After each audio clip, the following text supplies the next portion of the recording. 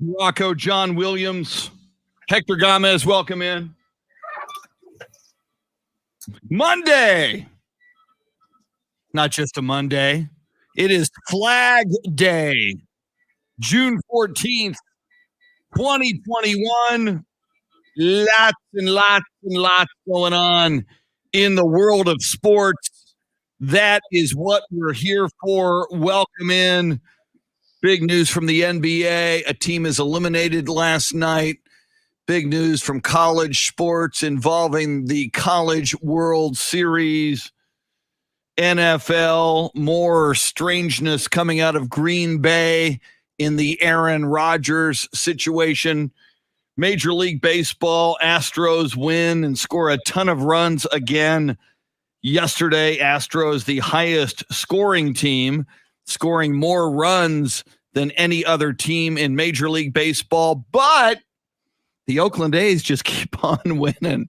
As much as the Astros are winning, the A's keep on winning. So the Astros not catching the Oakland A's. Welcome in. It is the Chris Duel Show with Shannon Salty Sweeney. Shannon, how are you on this Flag Day Monday morning? I'm doing well. You'll have to get me in the loop on Flag Day because I don't. Is this something we really celebrate? Yeah. What is it that we're celebrating about flags? We're celebrating the American flag. It is Flag Day in America. Oh. We celebrate the American flag on Flag Day. We can't tie that into July 4th at all? You know, that's interesting. It's 2 weeks away. Yeah, you would think, it's another reason for another holiday. Flag Day should probably be a bigger deal, you would think. Yeah, I should have off. I should be sleeping right now. Exactly. We should all just sleep and honor the flag. So, yeah. I haven't said the pledge yet or anything. Let's see. Officially, Flag Day is a celebration of the American flag. I'm reading this off the internet. That occurs every year, June 14th, in remembrance of when our country's first American flag was introduced by the Continental Congress as the official American flag on June 14th, 1777. So our flag officially became our flag on this day in 1777. So that's why this is kind of a big deal. Okay. Woo! It looks a lot different now. Yeah, it changes. Yeah. I think in 1777, didn't they have the round little stars with the 13 colonies? Yeah, I think so. I mean, I'm old, but I wasn't around then. Yeah. I wasn't there in 1770. So I arrived a little shortly thereafter. I don't know how you celebrate other than by putting a flag out, which I can't because whoever owned my home previously had some bad placement on the bracket that you put the flag in. Oh no. And it when I put a flag in last year, it just it's peeling the siding of my house off at the weight, and so I can't.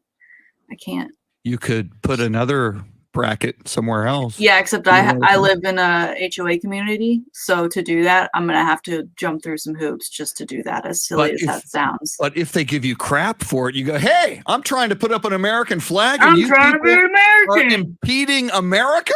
I'm standing up for America. I want to celebrate Flag Day, and you people are trying to stop me." I wish it was that simple, but having seen some recent emails that come through on my HOA about other people not following rules, even though they're doing nothing wrong, I don't want to go down that route. So weird. It's not worth it.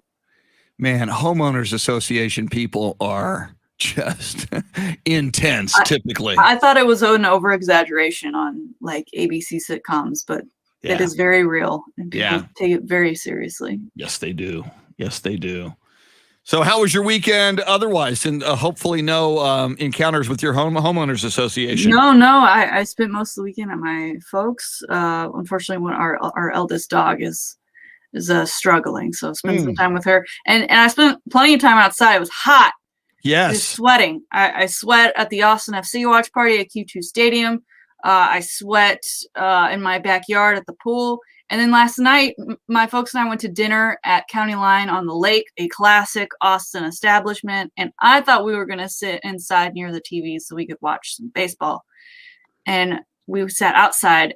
And they, of course, were in the shade, but I was in the sun as the sun was setting. And I'm surprised half of me isn't sunburned today as I'm looking at myself in our little video stream here.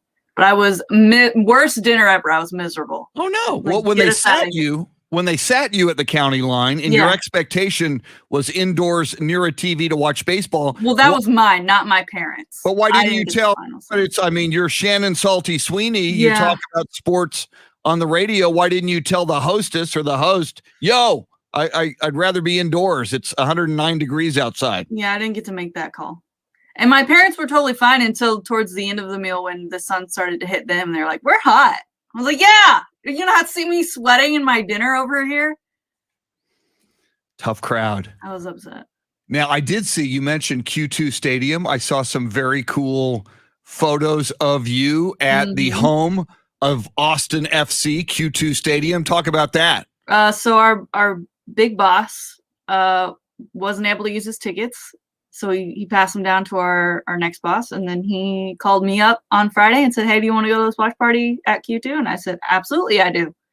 And it was great. Had access to the Lexus Club, which is great for a number of things. Air conditioning. That is always a major plus in my book, especially when it's as hot and as humid as it has been, as well as air conditioned and really nice bathrooms. And because this was like a special event, it was almost like their rehearsal for Wednesday's U.S. Women's National Team game. And of course, this weekend they are opening Austin FC's first ever game at home at Q2 Stadium.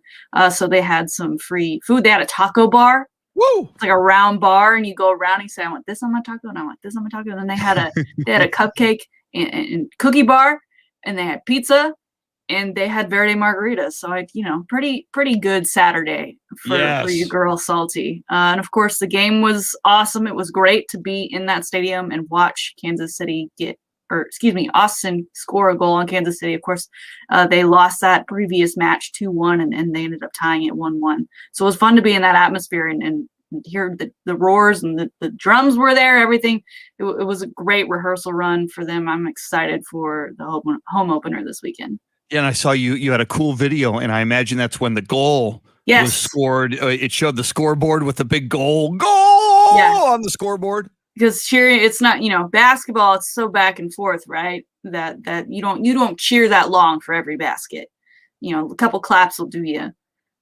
But in soccer, it goes on and on and on.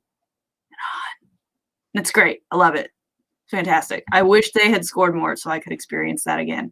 But I'll hopefully be back in Q2 for some live action soccer. I know I do have tickets for a game in July. They're not in that same section though. They're not in that Lexus lounge area, the Lexus Club. So I'm gonna have to see what I can do to, I don't know, because I am salty, right? I mean, I am on ticket 760 in San Antonio and 1500 The Zone in Austin. That should count for something. I agree. To allow me access to air conditioning. You gotta use what you got. Absolutely. Let us also this morning. Well, first of all, let me just set the table a little bit. Then we'll introduce Dave Ayler. We are, as we always do, streaming live video on AM 1300 The Zone and Ticket 760's Facebook page. Lots of people in there. I see Lucinda Sullivan just jumped in. Ralph Balderas, John Williams from Dallas, Luisa Alanis, James Wright, Hector Gomez, Steve Duraco, Julio Reyes. Welcome in, everybody. So there's that. You can get there through Facebook. You can get there through YouTube. You can get there through Twitch. Lots of ways to get into the video. That's one way to participate. And you're not only interacting with us live and in real time, but you can also interact with other people who are often from not only across Texas, but around the world.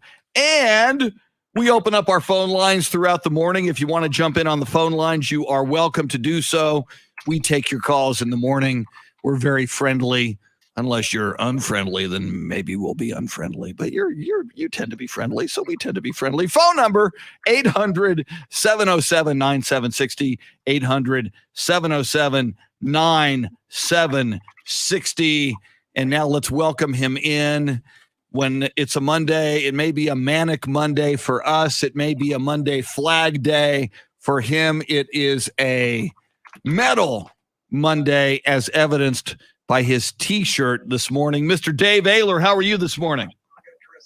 I am doing well. You are now coming on board on the video stream, but the way the camera is angled, the full effect of your metal T-shirt. Now we can at least see the title of it. So talk a little bit about that T-shirt. 2012, and it's called the I forgot what it was called. It's called the No album till next year. Yeah, no new album till next year tour, since they didn't have one out. But I'm wearing this because on Friday, the remaster of Motorhead's classic No Sleep Till Hammersmith album comes out. So I'm looking forward to that. No Sleep Till Hammersmith, yeah. Hammersmith. In England. Woo! 40th anniversary. Wow. I didn't know Motorhead was around for 40 plus years. Oh yeah, that album's from 81. My goodness. They were touring up until Lemmy died 3 years ago, something like that. I had no idea. Dave Ayler, how was your weekend? What'd you do this weekend? I did my lawn so I wouldn't get any nasty emails from my HOA. My God, here we go. Yeah. And because it was high, because I hadn't cut it since all that rain we had. Yeah. So I had to take the weed whacker to it before I could get the lawnmower over it. So have you received nasty letters or emails from your homeowners association? I have not. I've been there for 5 years and I've been dodging it. There's been times where I thought I would get some, but no, nobody complained. Wow. You and Shannon, we need to form a union of, homeowners who just don't want to be oppressed by HOAs. Although my front yard is taken care of, and I don't have to worry about my backyard, and I have turf, so I'm not a mower. Yeah, sometimes I'll have the lawn mullet where I cut the front, leave the back long. So Shannon, did you just say you have turf, as in artificial turf? Yeah, I had turf put in my backyard. Oh my God! It was just dirt when I moved in, and Yeah. we were like, why don't they have grass here? Let's grow some grass, and it's just too much tree coverage, not enough sun to grow the grass. So put in some turf. It's awesome. I highly recommend it. I think that's a great idea. Highly recommend it. Yeah. Cut my lawn cutting time in half. Yeah. I love that. Well, and people spend just so much time on their lawn, just Mhm. the watering, the cutting, the manicuring. Just put some turf in there. Yeah, I can't stand cutting the lawn. I hated it when I was started doing it when I was 13 years old. I still hate it when I'm going on 51. Well, NBA, we had a team eliminated last night, the Denver Nuggets. We hardly knew you. Denver Nuggets were eliminated last night by the Phoenix Suns, 125-118. And you knew it was going to be tough for the Denver Nuggets when league MVP Nikola Jokic is ejected with a flagrant foul 2, with a wild swing of his arm and his hand and his forearm at the ball that was being dribbled by Phoenix Suns guard Cameron Payne. But as he wildly swiped at the ball, whoops, he kind of caught Cameron Payne in the face. So it was like a full roundhouse cocked arm whack to the face. And Shannon, kind of interesting. I mean, it looked inadvertent. It looked like he was trying to hit the ball, and indeed he did hit the ball, but on the way to the ball, his forearm caught the forehead and nose of Cameron Payne. I found it interesting, and really, you think of superstars and how superstars get a certain level of treatment, like LeBron James and others, and Jokic now is an MVP. I don't know if we consider him a superstar, but he's the league MVP. I found it interesting that they would eject him for that foul. No context, it looked dirty, and it was obviously ruled as dirty as getting him ejected from the game. And you're right, he was clearly going for all ball, but it was a play that was made out of frustration regardless, and that was clear. I don't know if you don't knock him, give him that flagrant 2, that he then commits a similar foul later in the game. He just doesn't seem like that guy. The interesting part to me was when players started going after him, and he just the same face throughout the entire thing. Tell me something. Tell me something. It got a little ugly after that. Now, to Jokic's credit, after he was ejected, he walked over and gave a quick little hug to Cameron Payne. I don't think he said anything, but he just kind of as if to say, "Hey, man, I didn't mean to do that." And so, I mean, to his credit, he's not walking off the court with bad blood toward Cameron Payne, the guy he whacked in the face. Yes, and that is more on brand, I think, for Jokic. So, and that was, I believe they were down 8. Denver was down 8 at that point. It was late third quarter, but I mean, Jokic is your man, and Phoenix was up 3-0. And that was pretty much it. I mean, Denver was almost certainly not going to come back at that point without Jokic in that fourth quarter.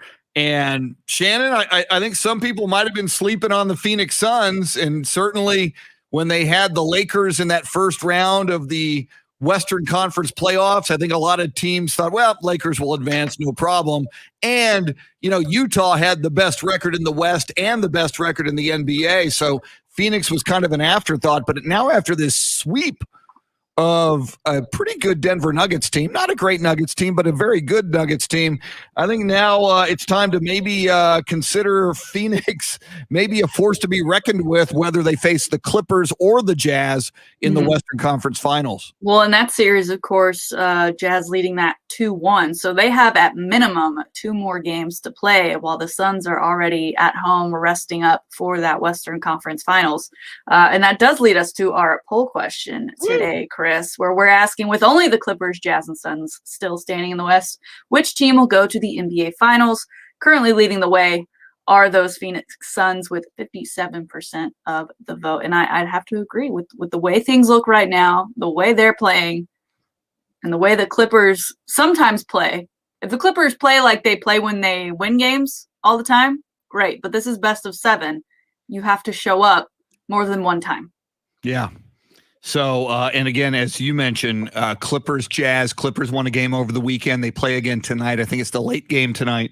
So Clippers can even either tie that series at 2-2, which will begin to make this series look a whole lot like the Dallas Clippers series, where the Mavericks took the early 2-0 lead in that series. Clippers came back to win it in 7 after tying it 2-2.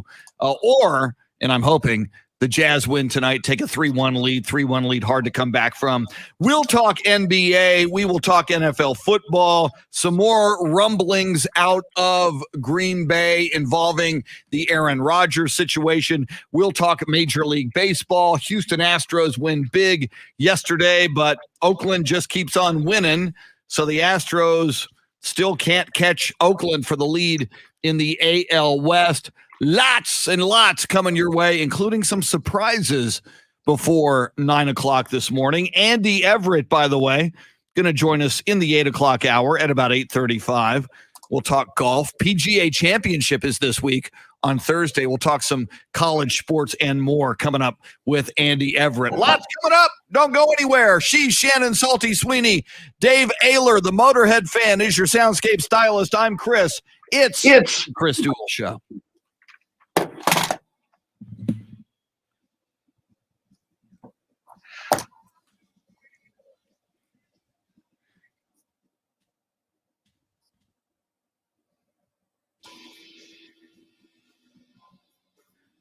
All right. So Shannon, can you hear me? Let me turn my I noticed on the Salty Shakedown you've got Texas baseball. Yeah. Do you want to wait until that, which I'm okay with? We can mention it. I was just going to get into a little more detail, and then also Arch Manning on campus. Woo! Cool. Okay. Yeah. All right. We may mention it, but yeah, we won't go in depth until you get there on that, or till the Salty Shakedown. Cool.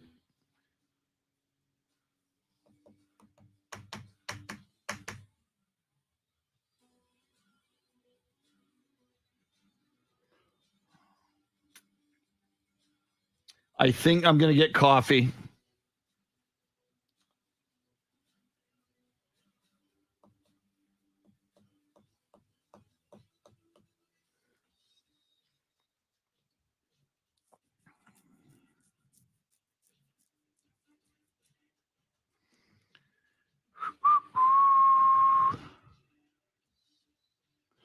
Let's see who's in here. Louisa, John, Clint Proctor, good morning. Jesse Paniagua, Lucinda, Ralph, Foamfoot 420, James Wright. Yeah, James, we will get into the Longhorns and the College World Series. Running Machine, Julio Reyes, Hector Gomez, Steve Duraco. Welcome, everybody. Yeah, I didn't, Luisa, especially because he's a star and he was going for the ball. I would have made it a flagrant one. I don't think he was maliciously going for the guy's head. If clearly he was, yeah, toss him. We're talking about Jokic. But he was going for the ball. He hit the ball. It was a wild roundhouse whack of the hand and arm that did catch the other player in the face, but I don't think he was. I think a flagrant 2, you're just taking the guy out. Usually the guy's on a breakaway to the basket. So I don't think. I think if he just went for his head or if he just went to hurt the guy, that's a flagrant 2. But that's just me. And then the part 2 to that is the fact that he's a star. Where I mean and by taking him out, you kind of sealed the doom of the Nuggets in that game. So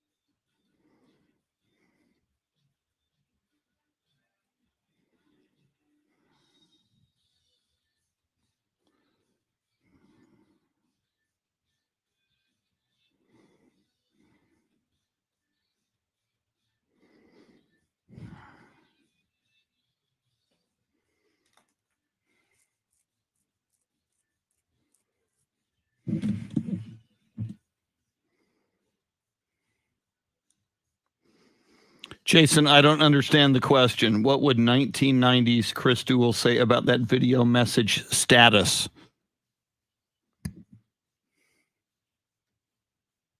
I'm not sure what that means.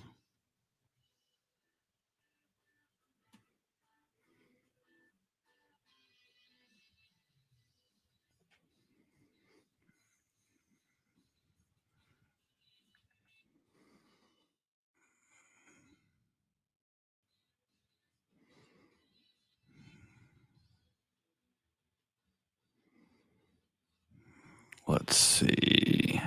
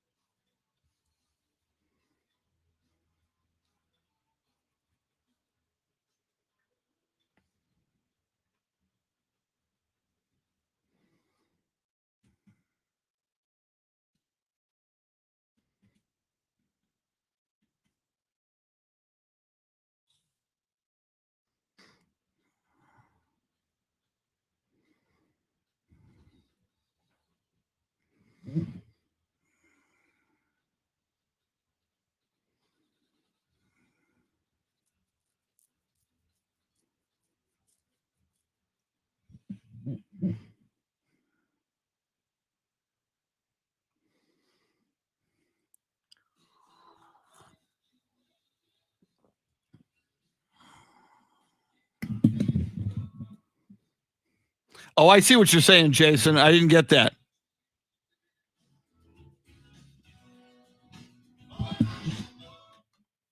Little Eric Clapton for you in the morning. Compliments of soundscape stylist Dave Ayler. Likes me some Clapton. Even if he did steal George Harrison's woman from him, Patty Boyd. But to Patty Boyd's credit, Patty Boyd was with George, and I think she was George Harrison's wife. And then, but Eric wanted Patty, and Patty wanted Eric, and Eric wrote Layla for Patty. And to Patty's credit, Patty did not sleep with Eric, the story goes, until they talked to George. And when, do I have this right, Dave Ayler? Do you know this story? I know a little bit of it. I know a little bit about it. And when Eric Clapton went to his good friend, maybe his best friend, George, and said, I really got a thing for your wife, Patty, and I want her. And George, being kind of very Zen-like, said, well, if you want her and she wants you, then I guess it's okay. And off they went. All that sleeping together stuff, I think that was a big lie. Yeah. It was the 70s. Everybody was sleeping with everybody. Exactly. So, and doing cocaine at the same time. Yes. And later writing a song about that. So thank you very much. Chris Duel Show, along with Shannon Salty Sweeney on a Flag Day. And if you're wondering what Flag Day is, we Googled it. So celebrating this was the day the official American flag was adopted and presented before the Continental Congress in 1777. So fly your flag proudly today, unless you've got a mean homeowners association who will give you a hard time for it, in which case protest that as an American. Say, hey, I'm an American. I have the right to fly the flag, and I will stand up for this flag against you, mean homeowners association. I'm just saying, Shannon. I think we could storm you, me, and Dave Ayler. I think we could storm the homeowners association, and you could carry an American flag on Flag Day, and I would play a drum, and Dave Ayler would play a flute, and we just march in singing Yankee Doodle. I don't know. It's an idea. I can put up my flag. It's just the mount where it is on the side of my house. It pulls the weight of the flag, ends up pulling the siding off the house. So I'm going to have to move the mount. Okay. And because they technically own the outside, right? Because I'm in a condo. Supposedly. So they get to say where I can put this mount. All right. Fair enough. The weird, it was just weird over the weekend. Mark Murphy, who is the president and CEO of the Green Bay Packers. He was asked at an event at Lambeau Field by reporters about Aaron Rodgers and the situation, and we've talked about it quite a bit. It's one of the big NFL stories of the offseason. Aaron Rodgers not happy as quarterback of the Green Bay Packers. A lot of people in the know who are connected say Aaron Rodgers has played his last game at quarterback for the Green Bay Packers. We shall see. But President and CEO of the Green Bay Packers, Mark Murphy, cited previous general manager and he's since passed away, Ted Thompson. In fact, when Brett Favre was kind of ousted as quarterback of the Packers, the guys making that decision were Ted Thompson, who was the general manager at the time. But anyway, asked about Aaron Rodgers. Oh, and Mike McCarthy, obviously. Mike McCarthy was the coach. Ted Thompson was the general manager. Now Mike McCarthy, head coach of the Dallas Cowboys. But Mark Murphy was asked about the Aaron Rodgers situation, and he said, quote, "I'm often reminded of Ted Thompson, as most of you know, just a great general manager, passed away this past year, earlier this year. He often talked about Aaron, that he wasn't just Aaron to a lot of players. He would say he's a complicated fella. So I'll just say that. He's a complicated fella." That is, Shannon, that's just weird. So you're not only yourself saying Aaron's a complicated fella, you're citing a general manager who recently passed away as if to say, well, as Ted Thompson told me, Aaron's a complicated fella. It just, and again, this on the surface is not an egregious thing for Mark Murphy to say. It's just a weird thing for him to say. Whereas maybe he could say, I really value Aaron Rodgers and we're going to do everything we can to bring him back. We want him to be the quarterback of this team moving forward. No, you're citing Ted Thompson and saying he's a complicated fella. It's just weird to me. Saying someone's a complicated fella, given everything we've been through thus far, to me sounds like what you're really saying is he's difficult. Yes. Because when you say complicated, I don't think Aaron Rodgers. He seems pretty simple, right? He lives in Green Bay. He wants to play football. Yeah. That's it. Yeah, and don't diss him. He doesn't seem like a guy who lives a complicated life. He likes what he likes and he knows what he likes and there's not much to it.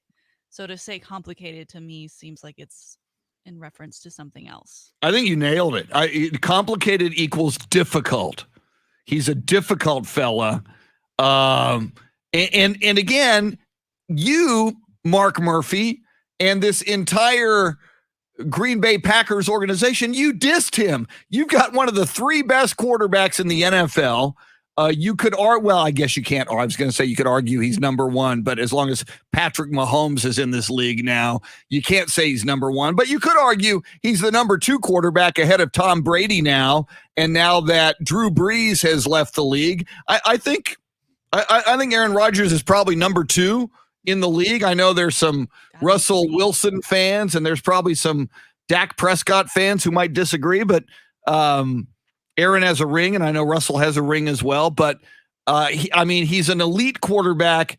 And Shannon, as you and I know, and probably everybody listening, elite quarterbacks in the NFL are rare. There's typically 5 to 7 of them at any given time in a 32-team league. And if you've got one, your one job is keep that guy happy. Don't diss that guy. Don't go behind his back. Because, you even saw before the ugliness came out about the 22 allegations against Deshaun Watson. And I don't think Deshaun Watson is an elite quarterback. But before we found out about those allegations, I think we would agree Deshaun Watson of the Houston Texans was a very good quarterback.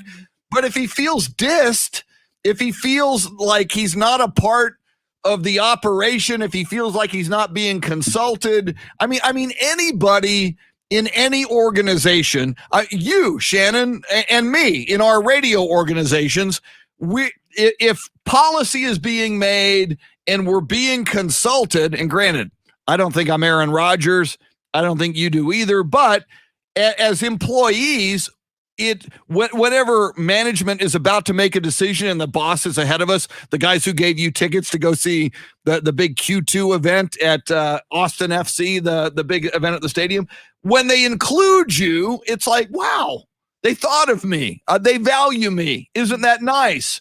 And when they don't, you go, it would have been nice if they included me. So in whatever level you're on, if you're on a Deshaun Watson scale, and we saw he got angry when they tended to blow him off. But certainly if you're the best of the best, and Aaron Rodgers is easily top 5, top 3, maybe top 2 quarterbacks in the NFL, and you ignore him, you draft another quarterback, you trade up to draft another quarterback, and didn't even call him. All you had to do when you drafted Jordan Love just over a year ago is call up Aaron, go, hey, Aaron, we just want you to know this. You're the man. You are our man. We're just thinking for the future, maybe 5 years down the line, we like this Jordan Love kid. We're going to draft him.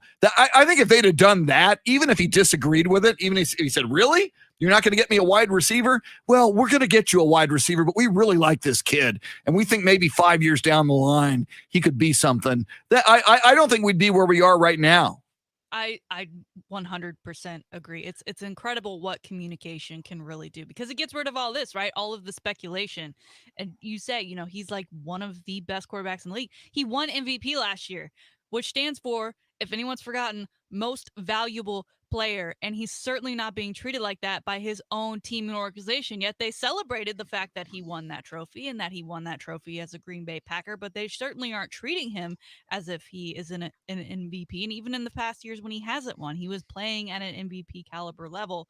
So for that communication not to be there for a guy like that, I can't imagine what it's like for someone lower on the ranks than Aaron Rodgers. And it's almost surprising at this point that we haven't heard any other players come out to say anything. Like they're defending Aaron, but they really aren't going against the organization at the same time. Yeah. As we get closer to the season, I don't know. Well, and it's going to be fascinating, and it could be a game of chicken here between the Green Bay Packers and Aaron Rodgers. Is he going to? I mean, he's holding out now. There were mandatory OTAs he didn't go to last week. Obviously, the stakes get a whole lot higher in late July when we move into training camp. Will he hold out then? Then you move into, other teams. And I know a lot of speculation was about the Denver Broncos, but, other teams need to move on. It's like if the Broncos are feeling, well, Green Bay's not going to make a deal, we need to move on with another quarterback, then they will. But I almost get the feeling, Shannon, Aaron Rodgers is almost a different breed of cat. He's not married. He doesn't have kids. He's got a lot of money. He might get the Jeopardy gig. I got a feeling he might just, if they're going to play hardball with him, the Green Bay Packers, I got a feeling he might just take the season off. He might say, you know what? I don't need this. I got my new girlfriend. She likes the West Coast. She likes Hawaii. We're going to hang out, and I'll reevaluate this thing in 2022. Which seems insane because he's 36? Yes. You're not in your 20s anymore, buddy. Your time is running out, and your time to specifically play at that MVP level caliber is also running out. Speaking of time running out, Shannon, forgive me, I forgot about the high five play of the day. Let's crank that music. I got so caught up in Aaron Rodgers. It's Monday. My caffeine hasn't kicked in. Forgive me. Shannon, let's see if we can get this high five play of the day in. Sure. Well, it's real quick. So it'll be plain and simple. And of course, Monday, one of my favorite days over at High Five, as the specialty burger, which they do great burgers over there, are just $5. So if you need a place to take in that next Clippers Jazz game, whoa, it's a great option for you. High Five on Mondays, $5 specialty burgers. Today's High Five is going out to my mom and her tennis partner, who took on a tennis tournament over the weekend playing doubles, and they won first place. Chris, wow, 6-degree weather. She was so excited. She came home. She had a little box that said, "Is that your trophy?" She said, "Yes." She pulled it out. It was a blue cup.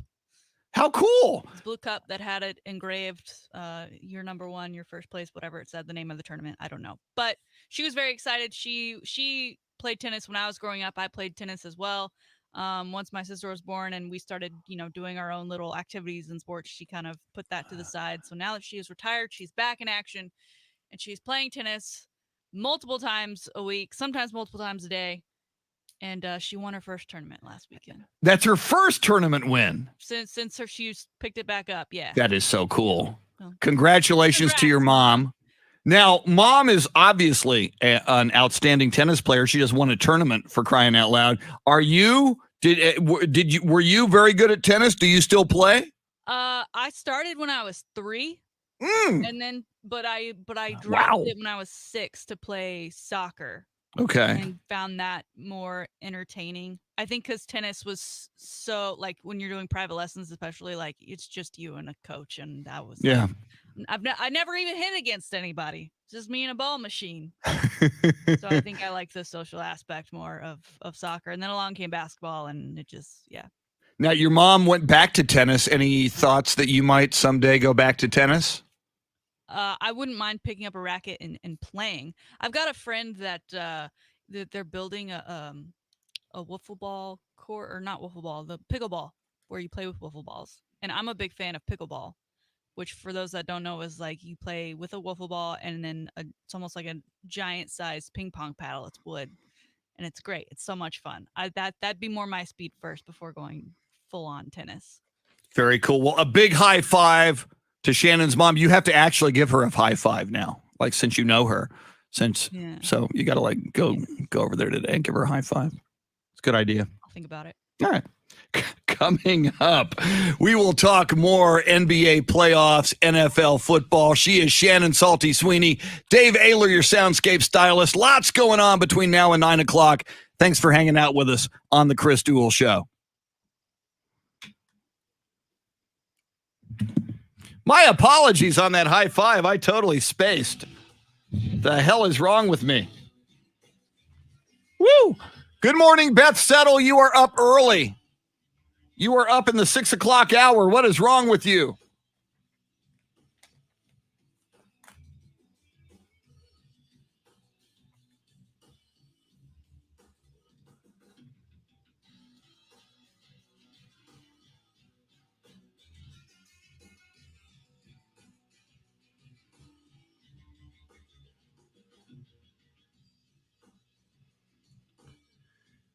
Let's see.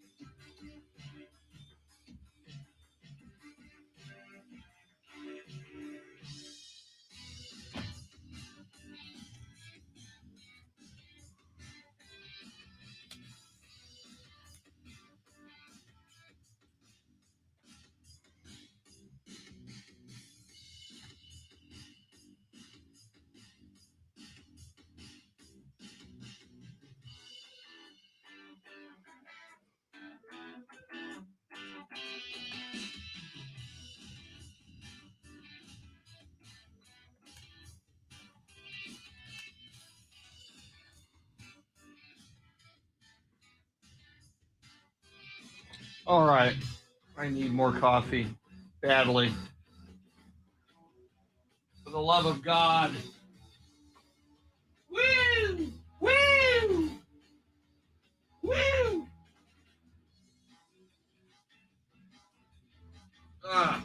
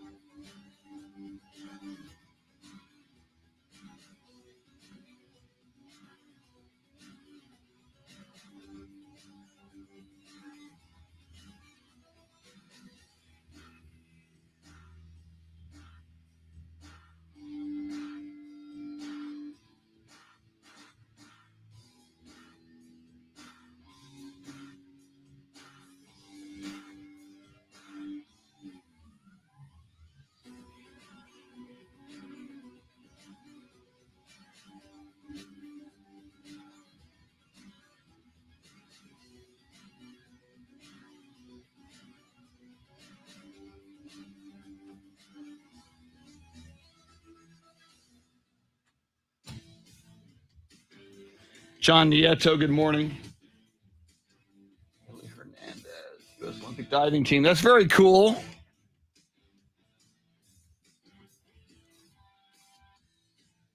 John, I didn't know that.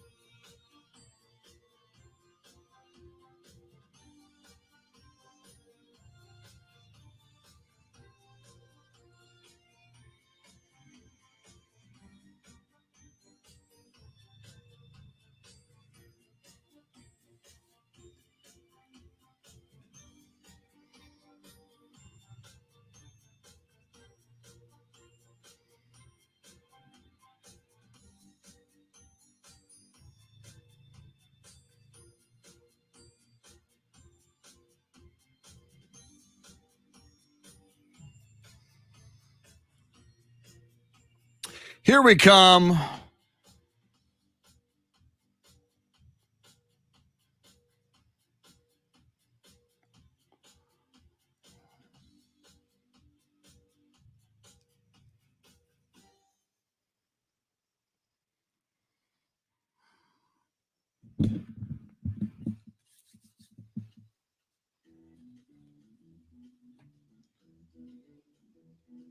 This is the Chris Duel Show.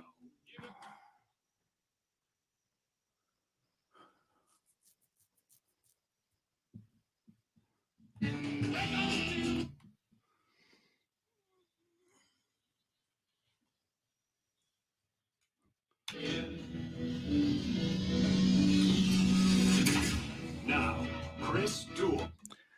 It is a Monday. It is Flag Day, June 14th, 2021. In San Antonio, it is the week Fiesta begins, which is weird because it's usually at the end of April. But in 2020, it was moved to November. In November of 2020, they said, COVID is still happening. In April, they said, well, we're not ready yet. So now apparently Fiesta is happening in San Antonio beginning on Thursday. Shannon, you spent some time in San Antonio. You lived here. You did a year at UTSA. Did you ever partake of Fiesta in San Antonio? When I was there, it was don't go downtown, it's Fiesta. So I don't know why, because it sounds wonderful and fantastic. I don't know. But at the same time, I feel like a lot of it's like drinking. Yes. Right? And I was, 18 and a rule follower. Yeah, drinking and eating and eating and drinking and drinking and eating. Also, yes. when I was there, I was, I made friends there who are great. I still have them today. We ended up going to Texas together, but I was the only one who had a car. And so I didn't like being that person. No. So I typically would go to their apartments and hang out. But we didn't go out much because I was like, no one's paying me for gas money. No, not going to happen. So, yeah, in the age of Uber, and it is. Fiesta's jam-packed downtown. There then. Right. I mean, if it was, we would have at least attempted. Yeah, that's the way to do it. It's so weird, though. The older I get, and I'm pretty darn old right now, but when I was a kid, they got a thing called Night in Old San Antonio, and the acronym in NIOSA, N-I-O-S-A, Night in Old San Antonio, down at La Villita, which is it's wall-to-wall people. You were packed like sardines. When I was young, it was cool. It was, and people, everybody's got a beer in their hand, right? Because they're drinking beer. So, but these crowds are colliding and people are jamming into each other. So invariably, you will get a beer spilled down your back. When I was 18, and when I was 23, it was like baptism. It was, oh yeah, pour the beer all over me. It's cool. Yeah, woo, this is great. Now it's like, get away from me. Don't touch me. Don't spill your beer on. It's like the older I get, the less I enjoy huge throngs of people jostling me and spilling beer on me and impeding my progress. So, but nonetheless, music, eating a lot of food, and adult beverages. It's a cool thing. So there's that. Dave Ayler, you're a San Antonio guy. Are you into Fiesta in San Antonio? I've been to a few of the events, been to Oyster Bake a few times and NIOSA once. I've never been to Taste of the North Side. They're not doing that this year, but I've never been to Taste of the North Side. I'd like to do that sometime. Yeah, some of those a Taste of the North Side, and then there's that Alamo Heights night, which is it's almost like NIOSA, only it's not jam-packed to where you can't move or breathe. It's like you can actually move your arms around without hitting somebody. And Oyster Bake is jam-packed with people, but they always have a lot of great music. Even if they're not into oysters, because I'm not really into oysters. So, and that's at St. Mary's University, typically Oyster Bake. Yeah. So anyway, Fiesta this week. Just throwing that out there. Stay hydrated, folks. Oh God, yes. For going from Austin down to San Antonio to enjoy it all.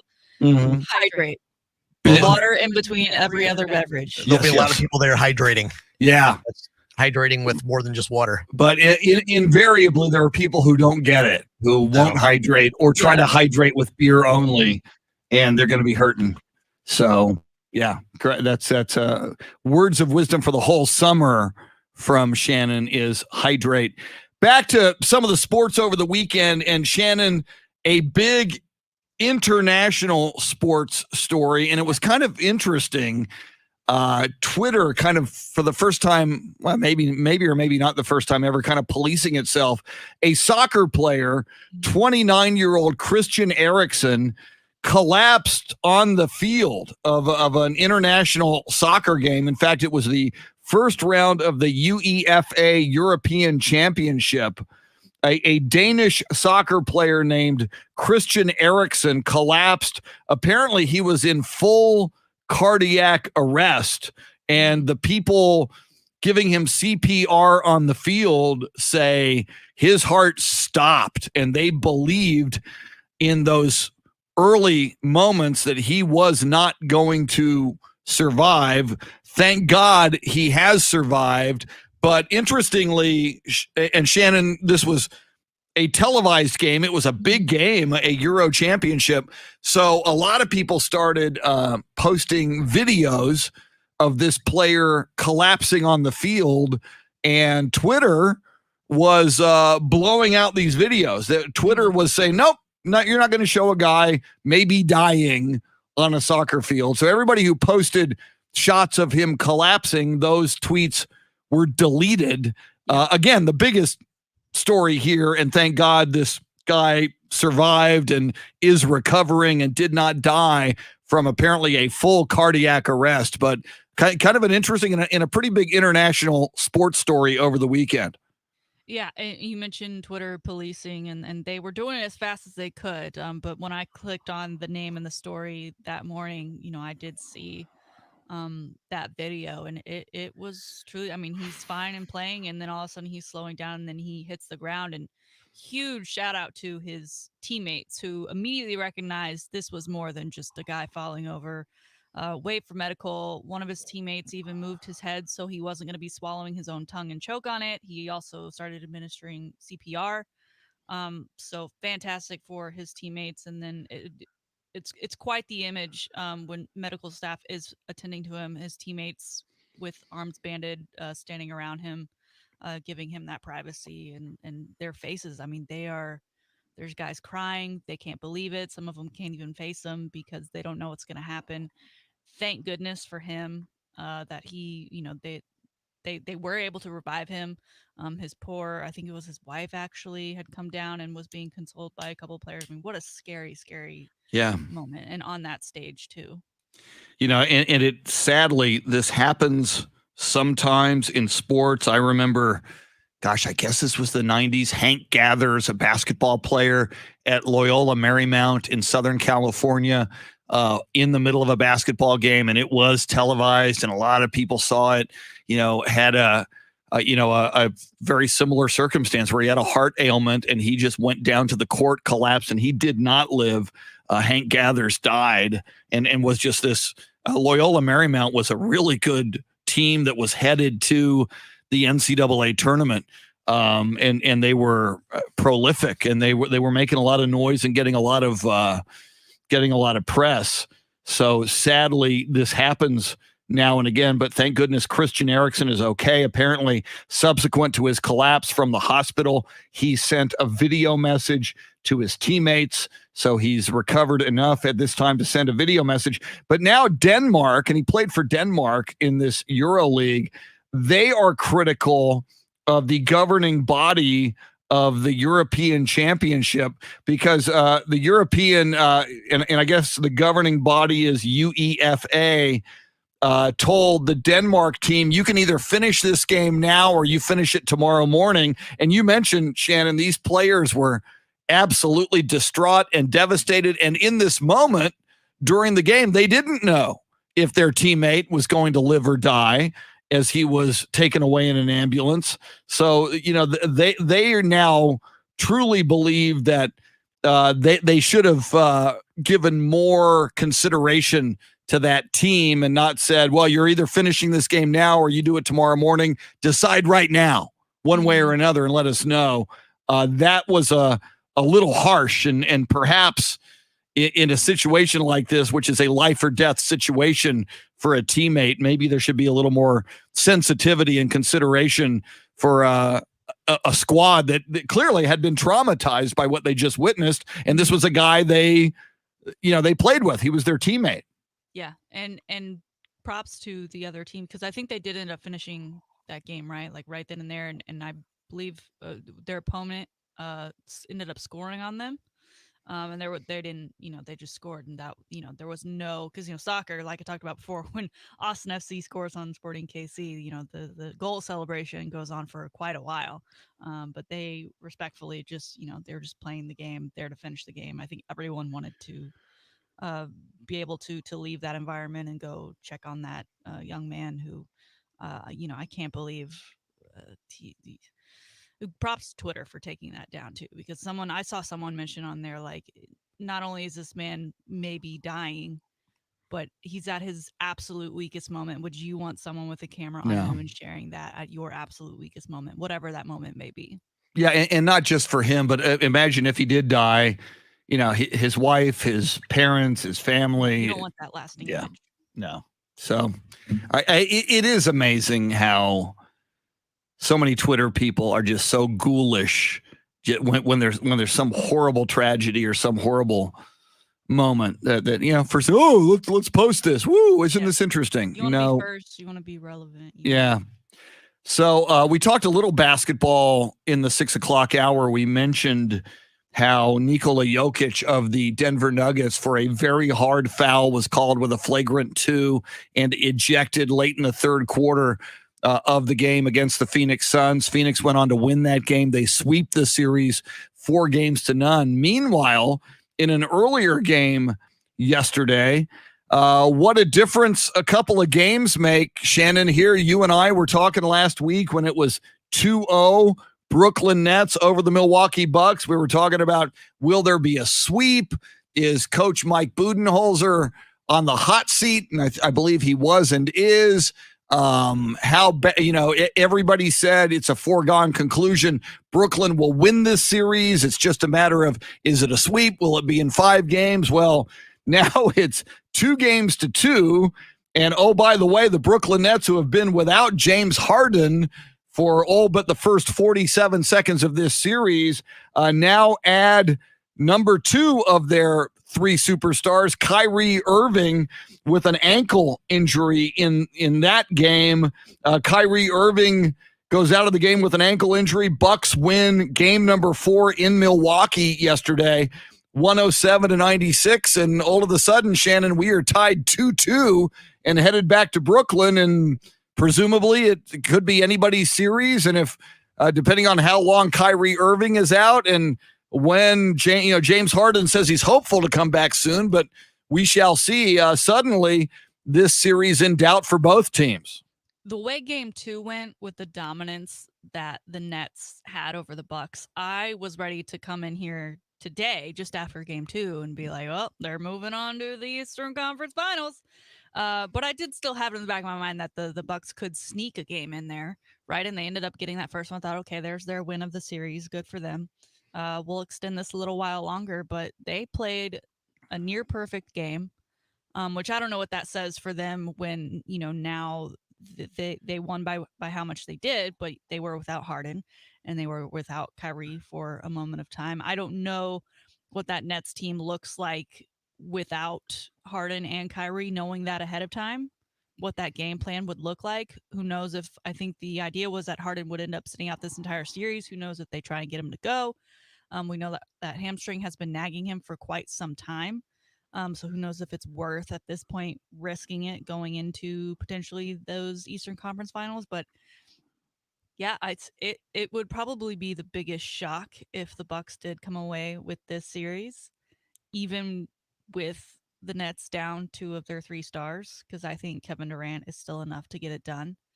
But luckily for them, they're heading back to Brooklyn, playing on their home court.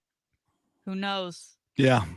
It's definitely made it more exciting, right? I mean, I'd kind of put that one out to pasture in my mind, but Giannis isn't letting it go.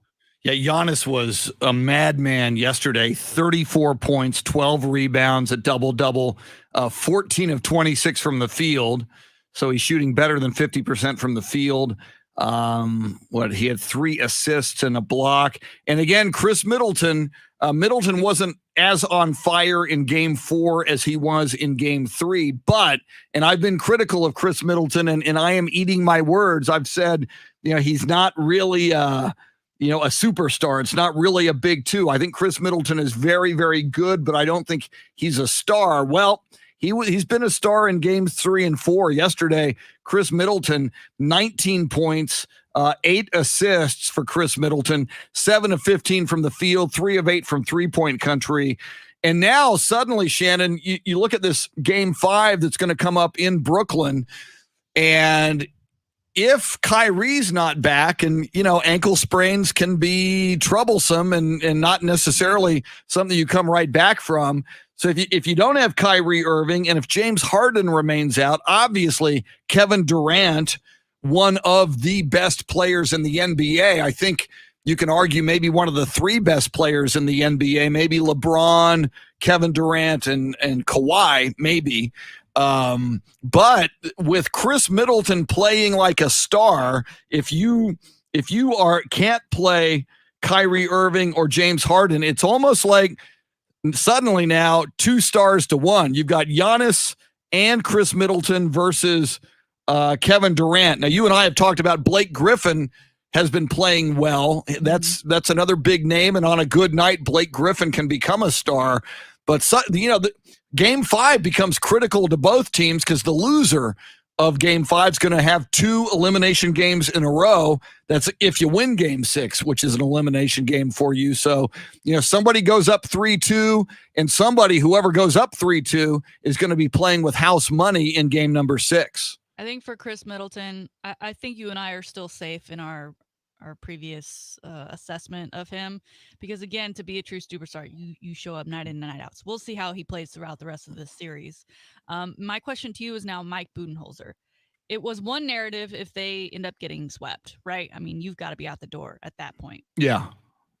They're obviously they haven't punched their ticket yet, but seeing as how they are now in the fight, does that change things for you on his future with Milwaukee come season's end, even if they don't get through?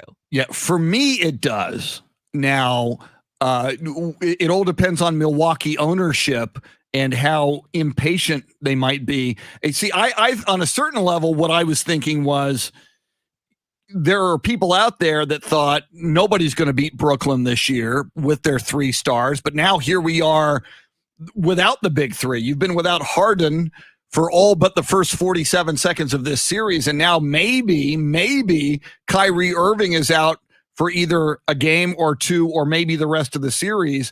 So how much expectation do you have on Milwaukee, and therefore Coach Mike Budenholzer? You're getting a gift here. It's interesting. I was listening to Colin Cowherd on Friday, just talking about all of the breaks the Milwaukee Bucks have had over the last few years, starting with LeBron James leaving the Eastern Conference and going to the West, and he went through a litany of breaks that the Milwaukee Bucks have gotten over the years that they have not taken advantage of to win the West. Even Kawhi Leonard, who went to Toronto for a year and was in the East, and then he goes to the West. So, you've got, if you're the Milwaukee Bucks, you've got a big break now. You got a big break in game number 4 by Kyrie Irving going out with the ankle injury. It's going to be fascinating to see, does Kyrie play? Does James Harden play in game number 5? So, I think it comes down to the expectations of ownership. For me, he's done phenomenally during the regular season.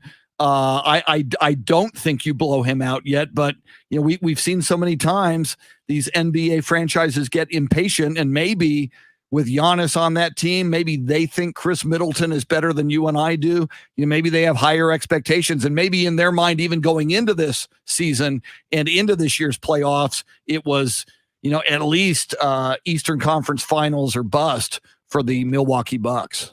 Those are all fantastic points, and I agree. And even like I'm also having, maybe it's because just geography, but Aaron Rodgers comes to mind when I'm thinking of Giannis. Of is he going to get a say in that coaching decision, right? Because he has signed that contract and he is there for the long run. Yeah. And I do love your points of like Milwaukee. Their time has always seemed like our time is now. Every season, our time is now. Our time is now. But they've never risen to the occasion. So here your time is now. Once again, do something with it. Well, and you mentioned Giannis and comparing him to Aaron Rodgers, who is in the neighborhood in Green Bay. We've not seen LeBron get coaches fired. Yeah. So I mean, to me, it's the same dynamic we talked about with the Packers. If you're the Milwaukee Bucks, Giannis is your transcendent superstar. He is in effect your Tim Duncan. You make him happy. You keep him happy. And, Duncan was consulted on personnel moves that the Spurs made. Obviously, Pop and R.C. Buford and the Spurs brain trust had final say, and they were going to do what they were going to do. But I think they realized who they had in Tim Duncan, and they accorded him the courtesy of bringing him into the loop and into the discussion. If you're the Milwaukee Bucks and you've got Giannis, and yes, you're right, he did sign a long-term contract, but you want to keep him happy, which is what the Packers have not done with Aaron Rodgers. You want to respect him, you want to keep him happy, and you want to ask him, are you happy with Coach Bud? And if for some reason he's not, or even if management doesn't ask him, but Giannis makes it clear to management he'd like somebody else in there, then Mike Budenholzer would not be long for this world in Milwaukee.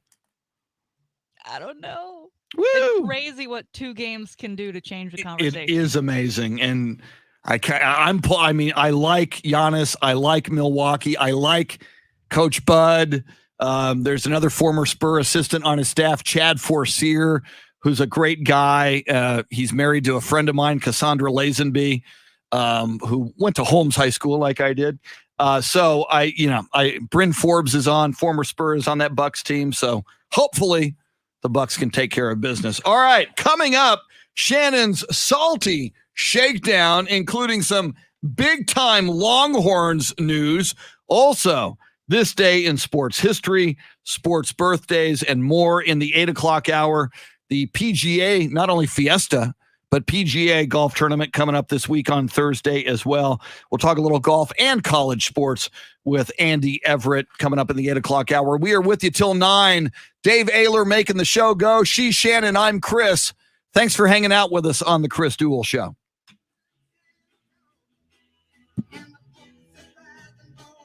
Yeah, Anthony Huerta. That's a good comparison.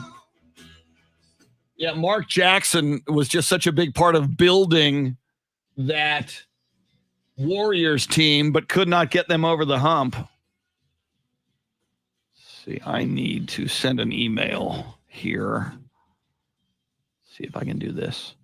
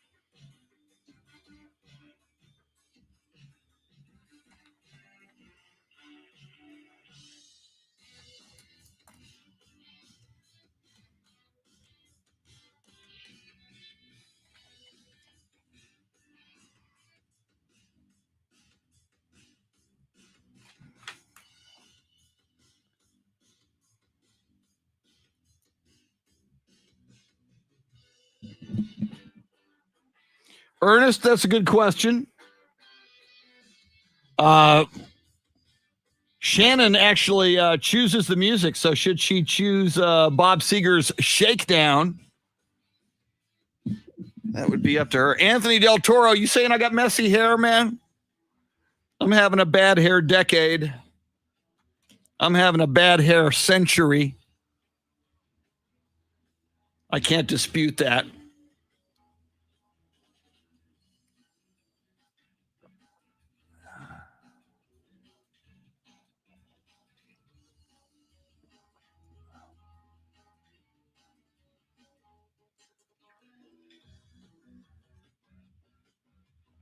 All right.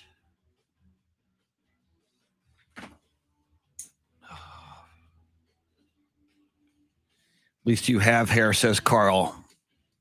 Yeah, I got a lot less than I used to have, Carl, but thank you very much. The hat streak is over, says AJ Green. I'll wear a hat tomorrow, I'm sure.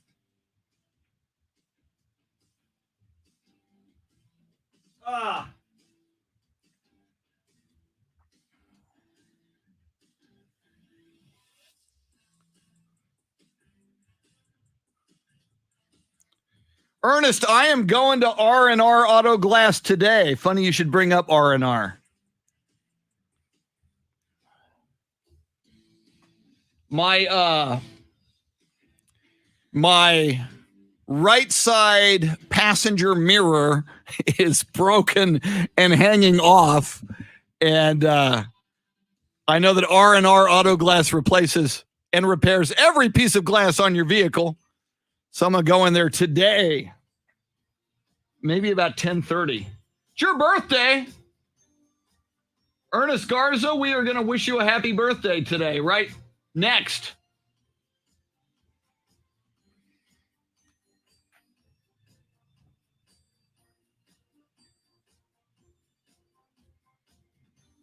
In fact, Ernest, coming up is sports birthdays.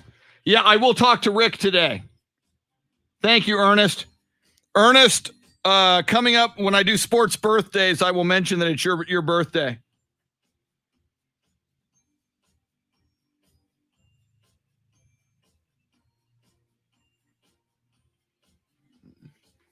Well, it's too bad you're not there today, Rick, Ernest, because I'm going to go in. Rick, I'm going to talk to Rick, but too bad you're not there today. I would have seen you.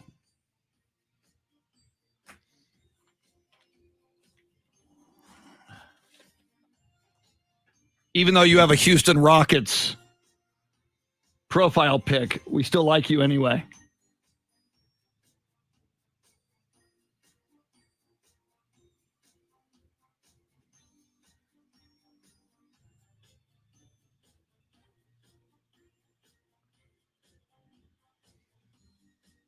You're on vacation. Good for you, sir. I'm sure you earned it, Ernest, and you're on vacation on your birthday, which is perfect.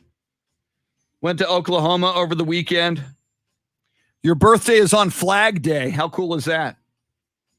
Gambling in Oklahoma.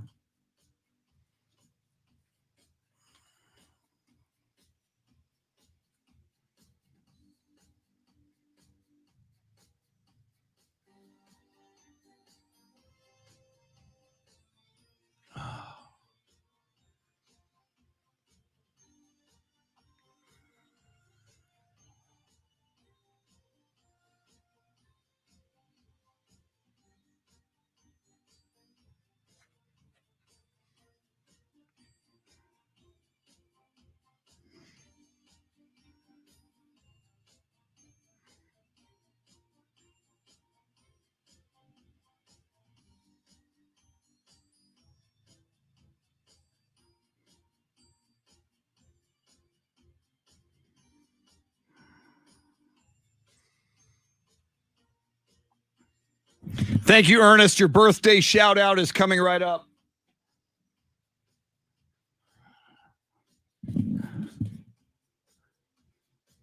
Anthony Del Toro says, so how soft do you think Kevin Durant really is now after his bodyguard jumps in to stop his altercation during a game? It's like having mom jumping in for you when you're at the playground, when you're about to throw down with the bully. Very nice. Cocaine by Eric Clapton. I've told the story. Steve Howe, pitcher of the LA Dodgers, I think about 1981. They're playing the San Francisco Giants in San Francisco. Tommy Lasorda goes to the relief pitcher in the bullpen. It is number 57, Steve Howe, who had just been had come back from a drug rehab stint. He had a cocaine problem. So on the public address system, they play that song to the outrage of the LA Dodgers. Thank you, Dave Ehlert, your soundscape stylist. Shannon Salty Sweeney, her salty shakedown is moments away. Coming up in the 8 o'clock hour, among other things, we will get a little bit of a preview from a big sports event coming later in the week. It is the PGA Championship. Our go-to golf guru, Andy Everett, will preview that. We'll also talk some college sports with Andy Everett, as, among other things, he is the voice of UTSA athletics, talking a lot of NBA playoffs, NFL football, Major League Baseball, college sports, and more. But right now, before the Salty Shakedown, some sports birthdays and this day in sports history. It's a big day in sports history. A lot happened on this day. Flag Day, June 14th. This day in 1952, British marathoner Jim Peters set the world marathon record at 2 hours, 20 minutes, 42 seconds. That was the record back in 1952. The current record was set in 2018 by Eliud Kipchoge of Kenya, 2 hours, 1 minute, 39 seconds. So the current marathon record, 19 minutes faster than it was in 1952. Very nice. On this day in 1969, Reggie Jackson of the Oakland A's had 12 RBIs in a game as the A's beat the Boston Red Sox 21-7. 10 RBIs for Reggie Jackson. Amazing. This day in 1987, it was the 41st NBA championship. Lakers closed out the Boston Celtics 4-2. This day in 1992 and in 1998, the Chicago Bulls won the NBA championship. In 92, they beat the Portland Trail Blazers in Game 6. MVP was Michael Jordan. In 1998, that was their 6th championship under Michael Jordan. They closed out the Utah Jazz 87-86 in Game 6 for their 3rd consecutive title and their 6th in 8 seasons. And, of course, the MVP was Michael Jordan. Speaking of NBA championships, Spurs fans, on this day in 2007, the Spurs closed out the Cleveland Cavaliers and LeBron James 83-87 for a 4-0 sweep of the Cavaliers. The MVP was Tony Parker. And finally, a lot of NBA finals were closed out on this day. On this day in 2009, the Los Angeles Lakers closed out the Orlando Magic in Game 5 of the NBA Finals, 99-86. Your MVP was one Kobe Bryant on that day, or on this day in 2009. That's this day in sports history. How about some sports birthdays? Born on this day in 1952, perhaps one of the greatest basketball coaches ever, Pat Summitt, University of Tennessee, born appropriately in Clarksville, Tennessee. Did she take the last train to Clarksville? That's a Monkees song. Pat Summitt passed away in 2016, but was an amazing coach. Born on this day in 1969, German tennis player Steffi Graf. She won the Grand Slam in 1998. She won 22 Grand Slam singles titles. She was born in Mannheim, Germany, so you could call Steffi Graf the original Mannheim Steamroller. Born on this day in 1971, San Antonio Spurs, great. His number is hanging in the rafters. Number 12, Bruce Bowen. Bruce Bowen, when LaMarcus Aldridge came to the Spurs, LaMarcus wanted to wear number 12, but it was already retired. Bruce Bowen said, go ahead, wear my number 12, even though it's up in the rafters. Bruce Bowen, born this day in 1971 in Merced, California. And finally, born on this day, listener joining us right now on Facebook Live, and he works at R&R Auto Glass, which is a great friend of the show and sponsor. In fact, I'm taking my car to R&R Auto Glass today. I got an issue with my mirror. They're going to fix it for me. My passenger mirror is screwed up, and R&R Auto Glass is going to fix it. God love them. Ernest Garza. Happy birthday, Ernest Garza, who spent the weekend gambling in Oklahoma. I hope you didn't lose your shirt, Ernest. Happy birthday to listener Ernest Garza from R&R Auto Glass. That's it. That's sports birthdays and sports history. Ladies and gentlemen, boys and girls, friends, Romans, countrymen, on this Flag Day, you've been waiting. You shall be rewarded now. Here it is, your Salty Shakedown. Kicking things off with a Longhorn lowdown this morning because it was a big weekend on the 40 acres for future, current, and former Texas fans, alumni, and athletes. Not only for swimming and diving, as multiple athletes have punched their ticket to the Tokyo Olympics. So congrats to them. It's always fun seeing Texas athletes, current, former, and future, participate in those world events. But also the big news, Texas baseball punching their ticket to Omaha for the College World Series for the 37th time. They defeated USF twice this weekend, once on Saturday with Ty Madden pitching really well. Eric Kennedy coming through for that walk-off homer after kind of made my heart skip a beat because Texas was going to close it out halfway through the ninth, and then they let USF get the best of them there and tied the game up. But luckily, Eric Kennedy came to the rescue, thank goodness, because it was already a late game. I was ready to go to bed, and I wanted to go to bed happy. So I certainly did. Texas got it done again yesterday, winning 12-4. Trey Faltine was the man of the match. Congrats to the Horns, especially after last season. I was so heartbroken that they didn't even get to finish their regular season due to COVID. So it's wonderful that they've got this done and out of the way. They don't have to play a game 3 tonight. Their ticket is already punched. I can't wait for the College World Series to begin. Also happening on the 40 acres this weekend, Chris. Woo! It was a huge recruiting weekend for Texas football. Now, if you know me, you know I'm not super big into recruiting because I'm a show me, don't tell me kind of girl. There's such a difference between high school football, college football, and NFL football. Show me what you can do on the field. Prove it to me once you get here. So all the stars, all that, whatever, doesn't matter. But when you have a name like Arch Manning, that's right, I said Manning, you're kind of a big deal. And even though he is part of the 2023 class, he's already being talked about all over the nation. He, along with many other top recruits, visited the 40 acres this weekend. They had a lot of photo ops. They've got this new, because there's still under construction, right? All of the end zone. They've got a new kind of photo op set up where in the back they've got in light up letters. It says all gas, no brakes. For those that are on Twitter, you probably saw the Longhorn Legend cast standing in front of those, including Ricky Williams, Earl Campbell, Vince Young, among other guys who were all in town for this huge weekend. The Arch Manning visits reportedly went really well. He even spent some time at one of those Texas baseball games with Coach Stark, who actually got to fire the cannon. Sam Ellinger made an appearance. Would you be cool seeing a Manning on the 40 acres, or is that like, I mean, because he's already got a lot to live up to, right? When your name is Manning on the back of that jersey, no matter where you go.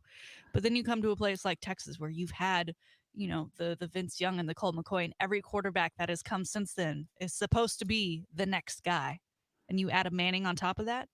That would be huge. And I'm hearing from people who have seen Arch Manning play, he's got skills. I mean, obviously, the oldest, Archie Manning, the father of Eli and Peyton, was very good, although he played for a bad New Orleans Saints team in the 70s. But my goodness. And you got to, like, if you're Arch Manning, you know, Eli went to Ole Miss. I think Archie did as well. And Peyton went to Tennessee. be your own man. Go be your own manning. Go to a different school. And why not Texas? Why not an offensive genius like Steve Sarkisian as your head coach? Wow, what a big deal that would be if Arch Manning chose the University of Texas. Yes, and a wide range of recruits were in town this past weekend, but reports say it was clear that Arch was the star and the one that everybody was catering to. I'm sure he's getting catered to across the country, and if I was him, I would gladly take all of those trips because being a prospect like that sounds like a lot of fun.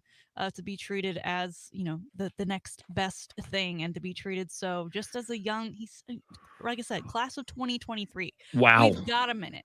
All right, in NFL news, Le'Veon Bell has put his name back up in the ranks of the news.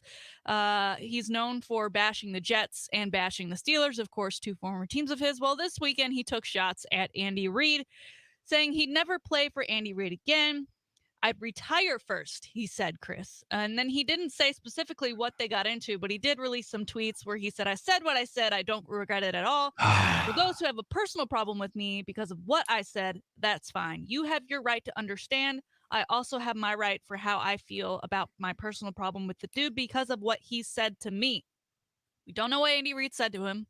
What we do know is that Le'Veon Bell, although he was with the Kansas City Chiefs this past season, did not appear in the AFC Championship game or the Super Bowl. Of course, they didn't win the Super Bowl, so he didn't get a ring. But this man has, pretty much burned bridges for any team he's played for. He's 29 years old now. As we know, this league, running backs are becoming more and more dispendable. And he's clearly got a bad attitude. Does anyone take on Le'Veon Bell? He's clearly not going back to the Chiefs. Is he worth the head case? I mean, he's kind of like, ironically, he's also from the Steelers, but he kind of seems like the Antonio Brown of the running back group here. He sure does. And, Andy Reid is generally beloved among coaches and general managers in the NFL. And, here he is popping off and criticizing Andy Reid, saying, I'd never play for him again.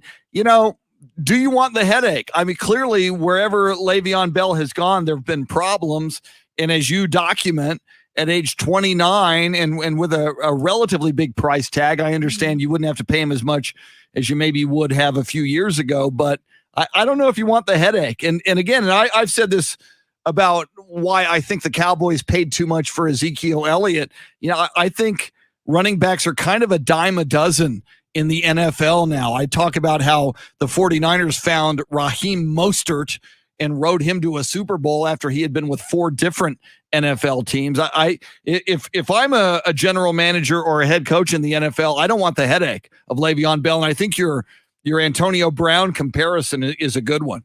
He did go on to tweet some other things in which he said, I enjoyed my time in KC because I loved my time there and was probably the closest locker room full of players I've ever been around. Enjoyed my teammates, the city, the food, the fans, just about everything in KC. So again, I think the weirdest thing of all this is, like you said, everyone seems to adore Andy Reid. So I don't know what happened behind closed doors. I'm kind of surprised at this point that Le'Veon Bell didn't share that with everything else that he shared. But it's kind of hard to believe that Andy Reid would be in the wrong on this, considering all the players throughout his tenure that he's had play for him anywhere in the National Football League. All right, moving on to former NFL player and Super Bowl champion 2 times with the Patriots, Chris Hogan. He's now a lax bro, Chris. He now plays professional lacrosse. He made his appearance for the first time in his professional lacrosse career for the Premier Lacrosse League as a member of the Cannons Lacrosse Club. I know lax is really big with the youngins these days. I know there's some leagues in Texas, but it's really kind of an East Coast thing. The thing I found most interesting about this and Chris Hogan was his comments after the game.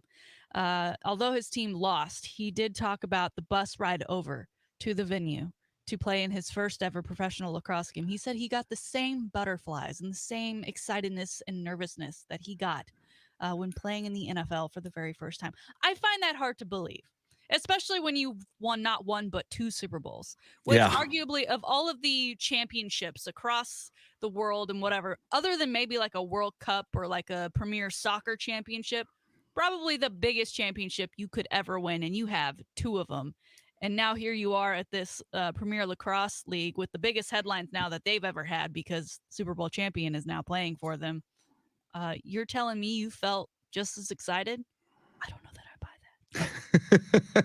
I must tell you, Shannon, I did not realize there was even a professional lacrosse league. I've heard of it. I know it's played in college. I know it's a big deal on the East Coast, but I didn't. I mean, we don't see professional lacrosse on television, or at least I haven't. I didn't. This is news to me. I didn't even know there was a league. Yeah, the only lacrosse I've seen on television were collegiate, and it was like the finals, right? They don't even like do the build up or anything. So, I mean, good for him and good for the sport that they were able to get a guy like this who's now making waves for them and this younger generation. I know I have a cousin who plays lacrosse up in Dallas for a club team. So it is a growing sport, and it certainly helps that a guy like Chris Hogan has joined in. But again, the idea that you are just as excited to play in lacrosse as you were in the NFL, I don't think so. I don't think anyone has grown up ever to say, I'm going to be a professional lacrosse player.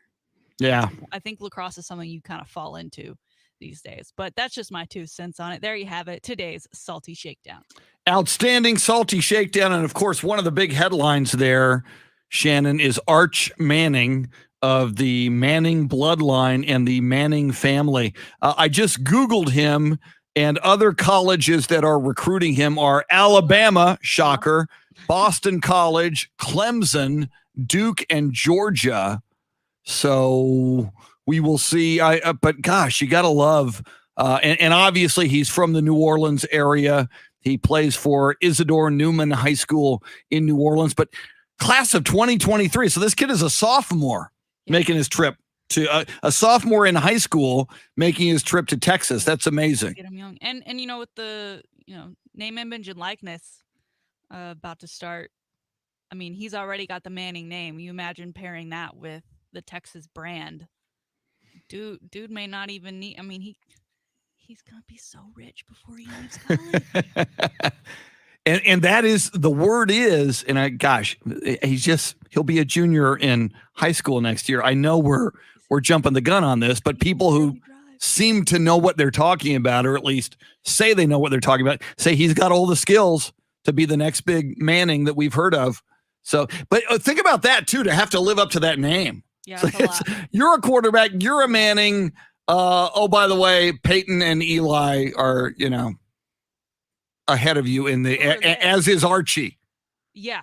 Who, that's a lot of weight to carry around with you. And I hope for him that he has the skill to at least make somebody happy wherever he goes. Yeah. To play football. And it's probably like the biggest decision. I know it's always a big decision for people, but someone like that who has to carry a name like that around in that position, because it's not like he plays a different position, right? Yeah. So he's still, I mean, the comparisons are going to be there no matter what. I would love to see him in burnt orange. Hopefully he was impressed by Austin and by Texas during his trip this past weekend. Coming up, we got a sports update for you at the top of the hour. Got some surprises coming your way in the 8 o'clock hour as well, including Andy Everett, who will talk PGA Championship and more with us. Lots coming at you in the 8 o'clock hour on the Chris Duel Show.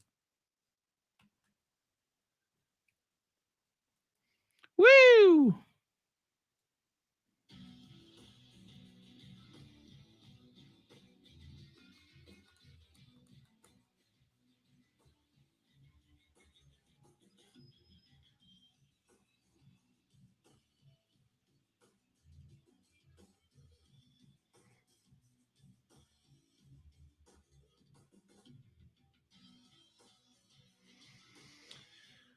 Let's see.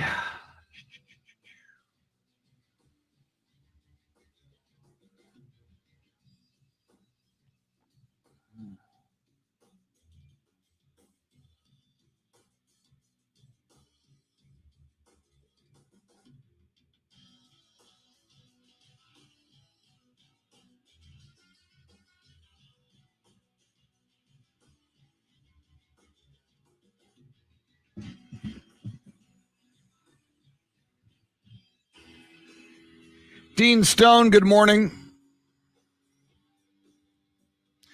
Eric Winchester says it's always a bad weekend for a mass shooting in downtown Austin, but I wonder if that made an impact on Arch's visit. It's an interesting thought.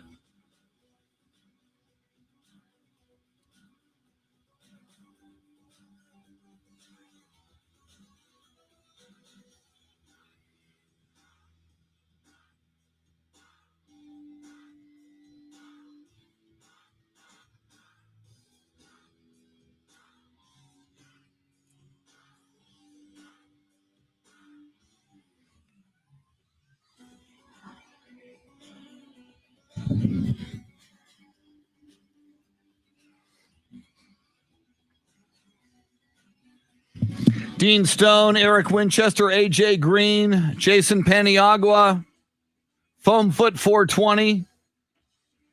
Welcome in everybody on Facebook Live.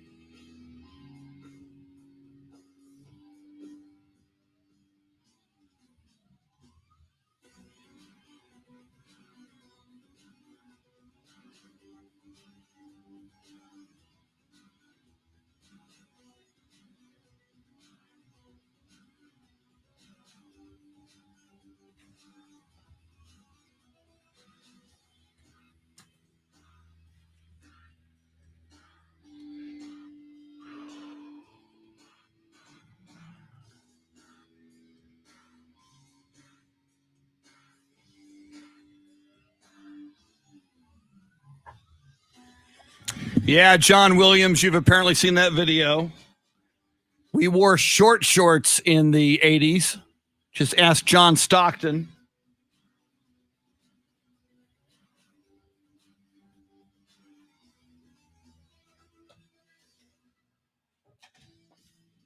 Woo!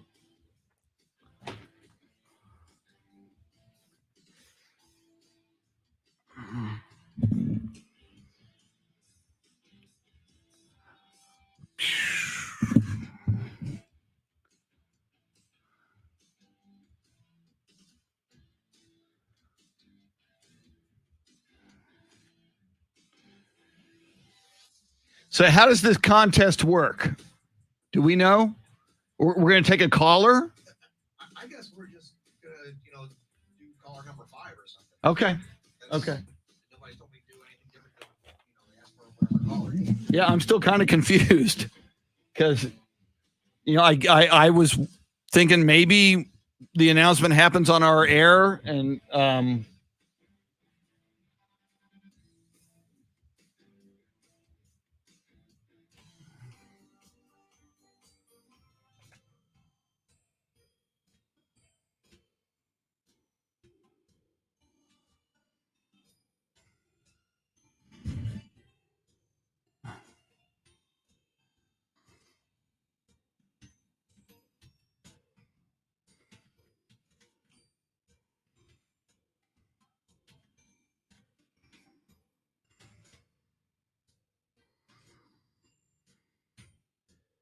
all right, we shall see.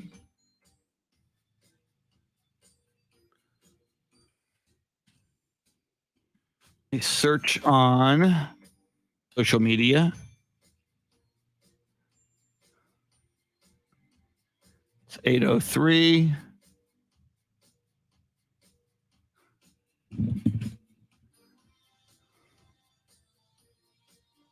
Okay, there's Fort Worth. Fort Worth is official.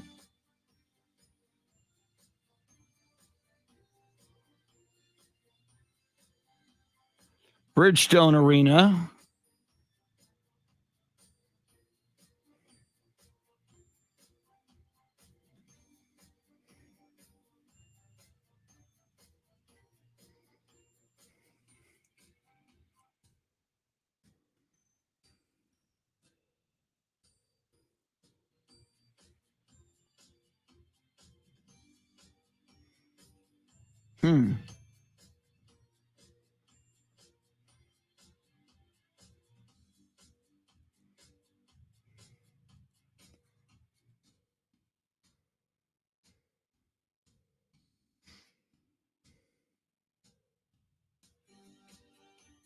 Oh, there it is. 10 seconds ago, the Frank Irwin Center. Boom. Frank Irwin Center 10 seconds ago with a tweet.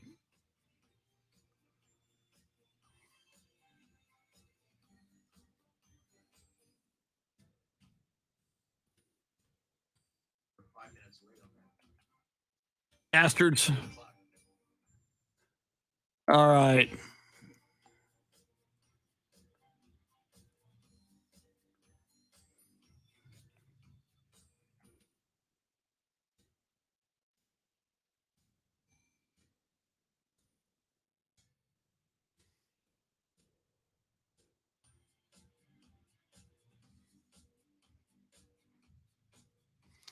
All right. The Frank Irwin Center just announced that Eric Clapton is coming on September 15th.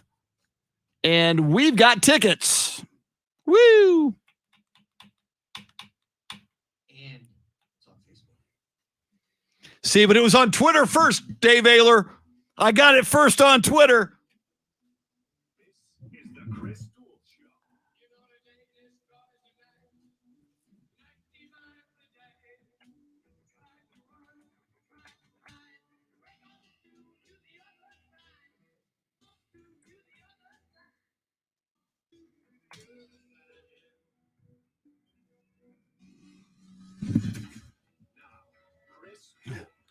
Whoa, we got some big news. Some news that broke just seconds ago.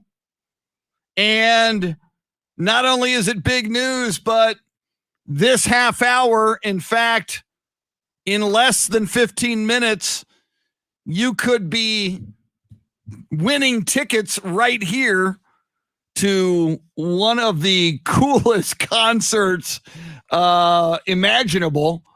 Welcome in. It is the Chris Duel Show along with Shannon Salty Sweeney.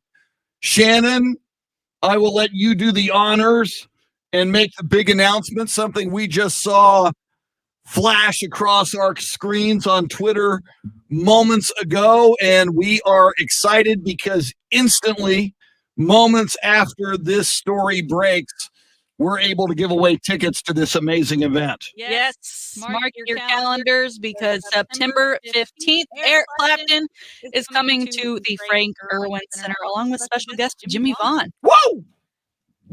Eric Clapton. I hear those guys are big deals. Kind of a big deal, yes. Dave Ayler, how fortuitous that you've played some Eric Clapton music earlier this morning. Well, it's like we knew it was coming. What a coincidence. It's a shocker. Yeah. So have that phone number ready. 1-800-707-9760. Anyone can win. Anyone can win. You just got to wait for your cue to call. 1-800-707-9760. We are going to give you a cue to call this half hour. So do not call early. It won't do you any good. So Shannon, when this news broke and we saw it on Twitter, the Frank Irwin Center, where this Eric Clapton concert will happen on September 15th, tweeted it out just seconds ago. And you and I saw that first. And then Dave Ayler, Mr. I Don't Do Twitter, goes, oh, yeah, it was on Facebook too. But it was on Twitter first. Dave Ayler, Shannon and I had it before you had it on Facebook. It was on Facebook 3 minutes ago. Well, it was on Twitter like 5 minutes ago. No, it wasn't. Yes, it was. You told me at the time it came up. Well, but no, that was 5 minutes ago. Timestamp 8:04 on Twitter. And it's 8:08, nearly 8:09 right now. Okay, so it was a minute later So on, you on See? Facebook. But a minute? Oh You know how my many God, people what am can I gonna tweet in a do? minute? We had it first. Shannon and I had it because you're sitting there like a dinosaur waiting on Twitter. We had it first, man. You got to get on Twitter. I'm just saying. Person I knew for a while. Yeah. But now- that's why I was playing the music. And I'm still trying to understand all this shit. Are we giving away tickets all week to this? I believe so. Okay? We do believe.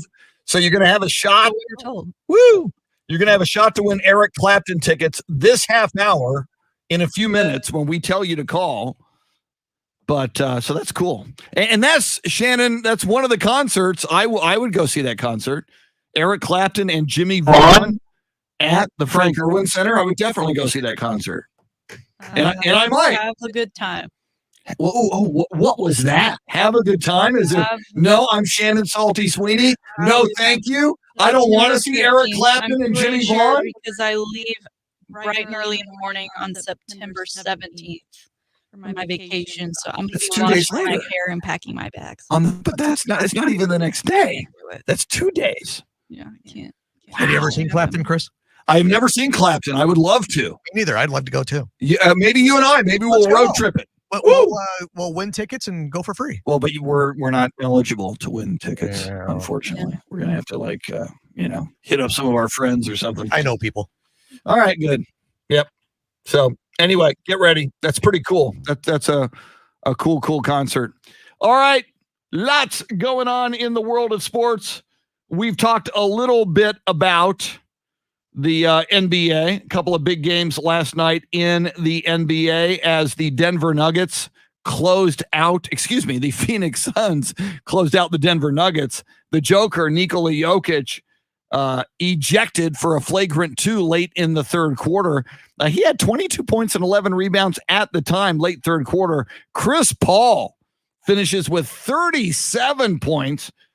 Shannon, you've said this throughout the playoffs. You would like to see Chris Paul go deep in these playoffs, if not win the whole darn thing. And he has now punched his ticket and the Suns' tickets to the Western Conference Final. So that's pretty cool for them. Yeah, I think he still needs to get to the finals to change the narrative about him always getting hurt and not being able to get it done for his team. But he's one step closer. They get all this time off. I mean, it seems so long ago that it was game 1 against the Lakers and he hurt his shoulder.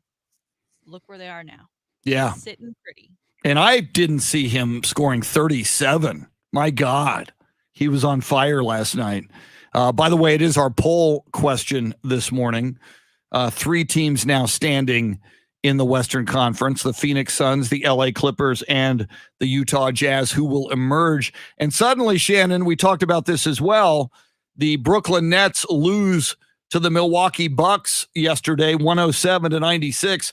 Kyrie Irving with an ankle sprain, his future in this series in question, undetermined at this point. James Harden has been out as well. And even when you talk about Chris Paul and the Phoenix Suns, a lot of people thought it was a foregone conclusion with the big 3, Kevin Durant, James Harden, and Kyrie Irving, that Brooklyn was just going to waltz its way to the NBA Finals and win it. Suddenly now a team like the Phoenix Suns, they now, I think, have a better chance this morning of winning the NBA championship than maybe they did yesterday before Kyrie Irving injured his ankle. I like their chances, and so do a lot of our voters this morning, as 77% are saying the Suns, and 14% saying Jazz, and only 7% saying Clippers. So I think it's going to be Jazz Suns in the conference finals. The NBA is not going to like that, but I think that's what it's going to be. Tonight, those 2 teams go at it tonight. And if the Jazz could get the win tonight, and that game is at Staples Center, it's the late game. Your early game tonight on TNT at 6:30, Hawks hosting the 76ers in the Eastern Conference. Sixers are up 2-1 in that series. Your late game at 9 o'clock. Thank you, TNT. Thank you, NBA. Some of us have to wake up early. 9 o'clock tonight, Clippers hosting the Jazz. Jazz up 2-1. Clippers, obviously, Shannon, if they can win the game tonight and they are at home at Staples Center, they would even that series at 2-2. But I got to believe if the Jazz can find a way to win, that would be a commanding 3-1 lead in the series. Looking at point spreads, the Clippers are a 5-point favorite. That sounds pretty hefty at home tonight against the Jazz.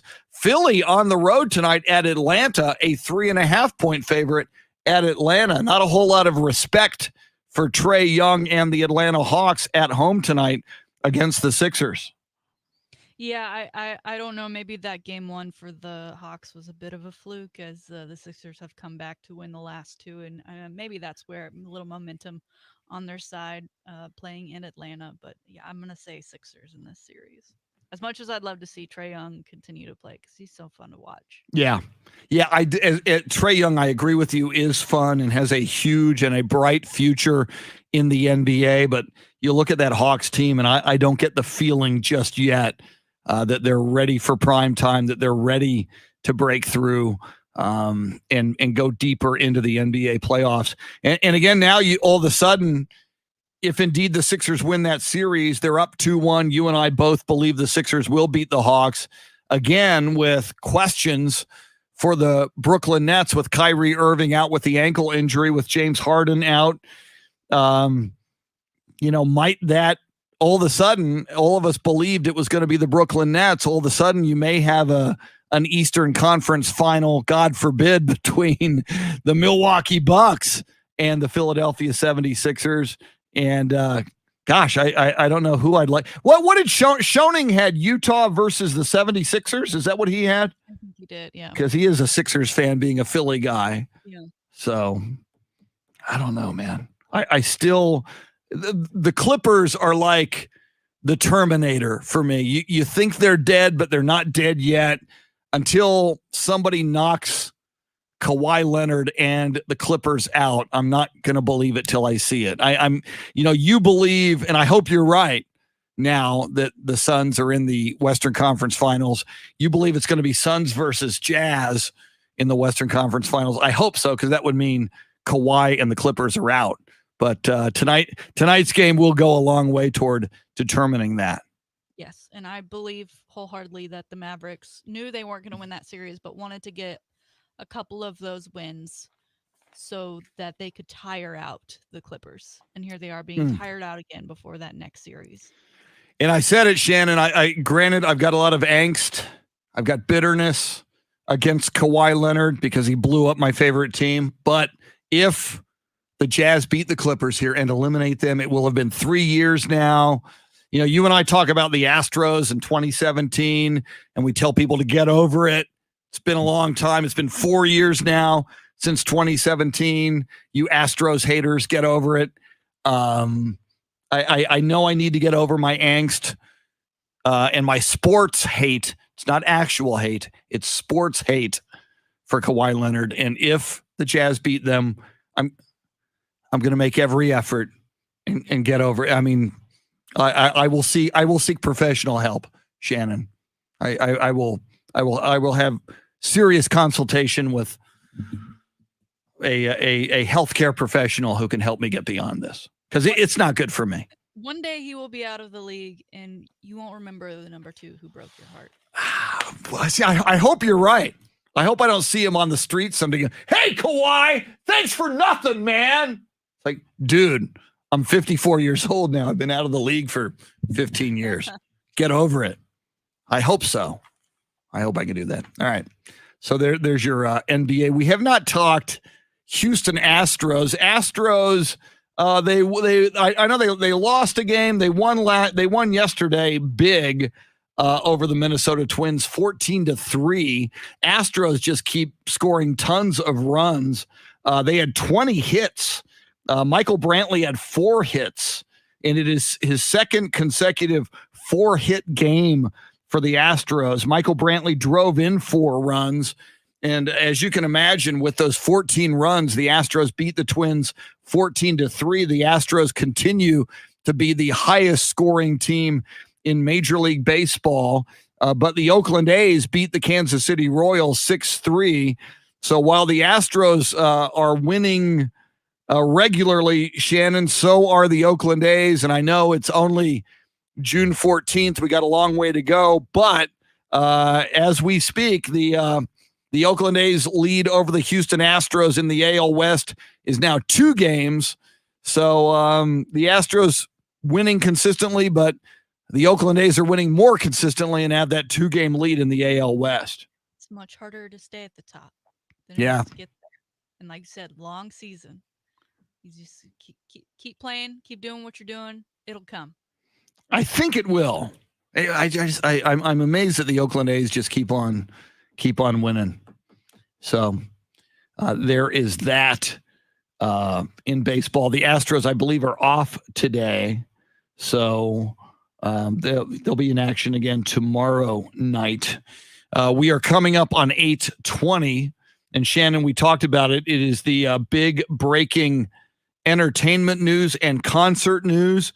It was just announced at the top of the hour, and we told you when it happened. Eric Clapton is coming to the Frank Irwin Center on September 15th. He will be joined by special guest Jimmy Vaughn. And Shannon, now that it is 8:20, we can now give away tickets. What caller would you like to give away tickets to? Let's do caller number 5 today. Let's test the waters and see where we are. 1-800-707-9760 to see Eric Clapton and Jimmy Vaughn at the Frank Irwin Center. I mean, we're getting down to it, folks. There's not going to be many concerts left at the Frank Irwin Center before everything shifts over to the Moody Center, an iconic venue for both athletics and live music. So this will be an event to remember. 1-800-707-9760, caller number 5. Caller number 5, and we do believe we're giving away these tickets all week, which is way cool. We are excited to bring these tickets to you, which is a cool thing. Andy Everett going to join us coming up at 8:35 with little PGA talk, little college talk. As you mentioned earlier, Shannon, as well, big weekend for the Texas Longhorns. Not only did Arch Manning, of the incredible Manning quarterback bloodline, come to the University of Texas, but Texas punches its ticket to the College World Series. That would be what do you say, like the 37th time Texas has been to the College World Series? Yes, I believe that's a record too. Very cool. It's pretty outstanding. Yes. And so exciting for Texas and those players that started this season off, by the way, if we recall, 0-3. Again, baseball is a long season. look where they are now. Yes. And hopefully they will make some noise here in the College World Series.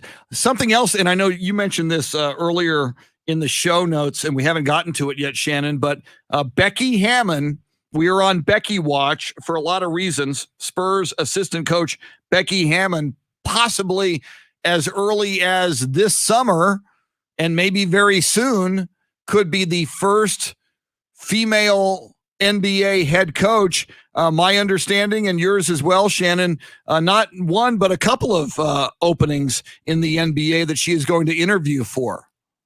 Yeah, apparently the Portland Trailblazers as well as the Orlando Magic will be bringing her in to interview. Again, I don't know. I guess Portland would be my choice if she were to choose between the two, if she did decide she wanted to take an opportunity that was available to her this year. But again, Portland, I don't know if Dame is staying. Yes, they did make it to the playoffs, but that is a completely different team without Dame. Because who knows, Carmelo Anthony had a pretty great year this year, but he's kind of, he's not the player he once was, right? You don't know what Carmelo Anthony you're going to get. And then Orlando's just been Orlando for the past however long. And I don't know, that to me is like taking that Pacers job. I don't think you want it. And it was our poll question, and maybe it was Friday. I know it was late last week. If Becky Hammon, and we brought up the Indiana Pacers job, which is open, but our poll question to our listeners was, if either the Indiana Pacers job, I know the Boston Celtics job is now open. As you mentioned, reportedly Becky Hammon will interview for the Portland Trailblazers job and the Orlando Magic job. But our question was, if any head coaching job is offered to Becky Hammon, should she take it, or should she stay in San Antonio as an assistant coach to Greg Popovich and wait for an opportunity in San Antonio? Shannon, you and I seem to believe her best opportunity might be when she becomes a head coach, if indeed it would be offered to her in San Antonio, would be here for a number of reasons, including these players and this organization has gotten used to her as a coach and the culture looks ready to welcome her as a head coach. But overwhelmingly, our listeners said, hey, if you get an offer, go take that offer. Shannon, would you advise, let's say either Portland or Orlando says, yes, become our new head coach, Becky Hammon. If you were advising her, how would you advise her?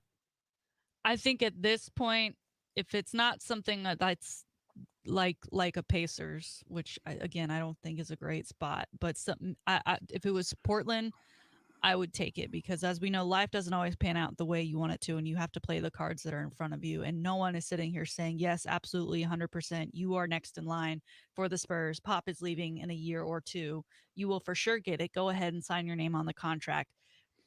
We just don't know. I mean, it looks like it's that way, but in her case and for her career and for her to start making her mark as a head coach, because there's no telling that, she could go off and do this job and then one day end up back in San Antonio.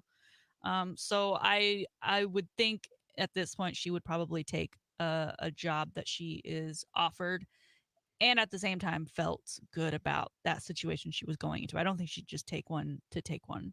I think she's smarter than that.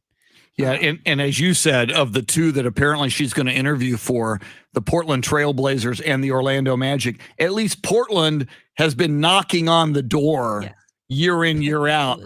Orlando's really been floundering. And like we're in the West, and the West, I think, used to be seen as like the big brother, right, to the East, and that there were always the Lakers and the Spurs, and then you throw on a couple of other teams here and there that really had great shots at surprising other teams or knocking them out.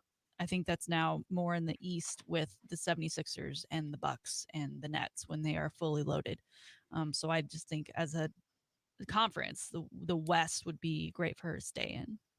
All right. Coming up, we'll talk PGA Championship, which is coming up this weekend, and more with our golf guru, Andy Everett. We'll also talk some college sports and some football. But Dave Ayler, before we go to break, for the first time, and the story just broke at the top of the hour, Eric Clapton is coming to the Frank Irwin Center on September 15th with special guest Jimmy Vaughn. We're giving away tickets all week. We started the day and the half hour that this story broke. Who was our big winner of these tickets? Travis Despain. Travis Despain. And when he came into calling, he did not have a slow hand. Thank you very much. I'll be here all week. Nice. Very good. Yeah, See, that didn't like land with me. Obviously. Woo, right over the head. You want to explain that to Shannon? His nickname's Slow Hand. Slow hand. Thank you. Eric Slow Hand Clapton. Woo. Travis had a quick hand dialing those numbers. Got it in. Woo. All right. We'll be giving away Eric Clapton, Jimmy Vaughn tickets all week. He's coming to the Frank Irwin Center on September 17th. Andy Everett, golf guru and voice of UTSA Athletics, joining us next. Lots more coming. Thanks for hanging out with us. She is Shannon Salty Sweeney. I'm Chris, with you till 9 on the Chris Duel Show. Little Stones. Woo!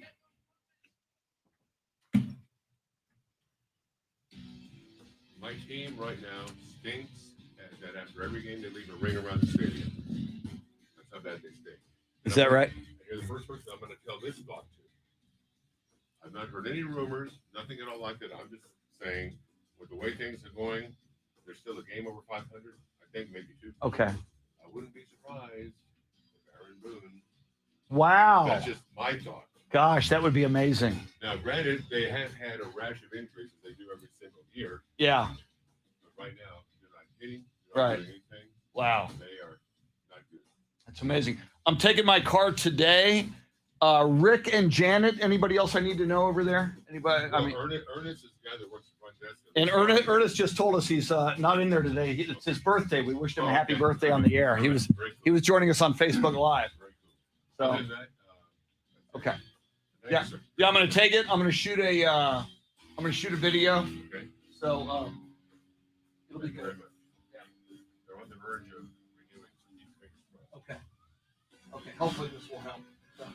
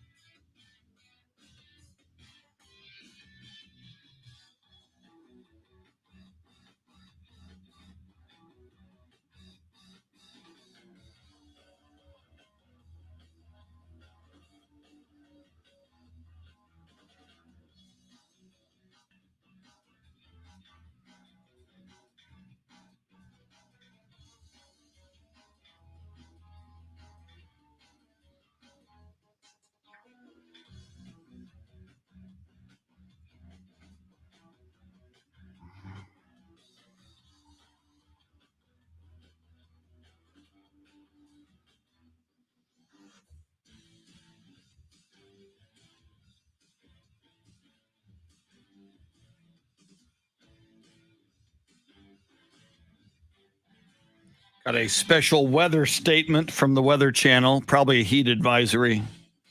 I'm just opening it. Wow, 98 for a high today.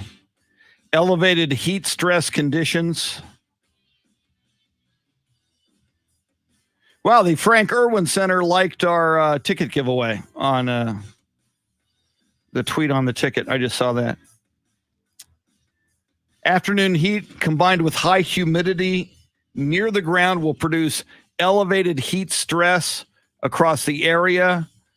The highest afternoon heat indexes will range from 102 to 108.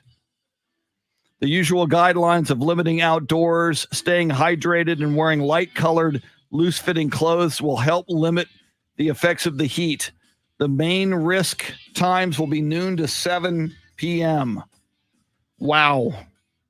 Be careful out there in the heat. Stay hydrated.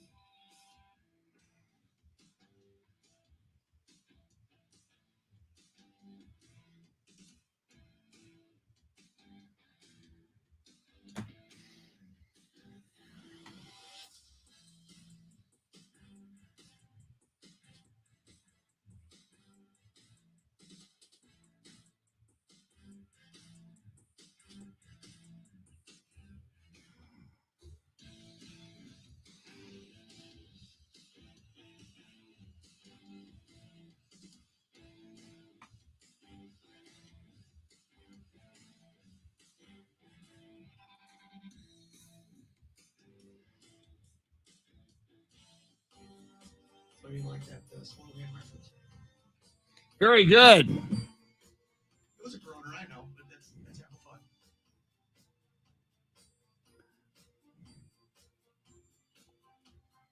It's the U.S. Open. I've been saying PGA. It's the U.S. Open Championship.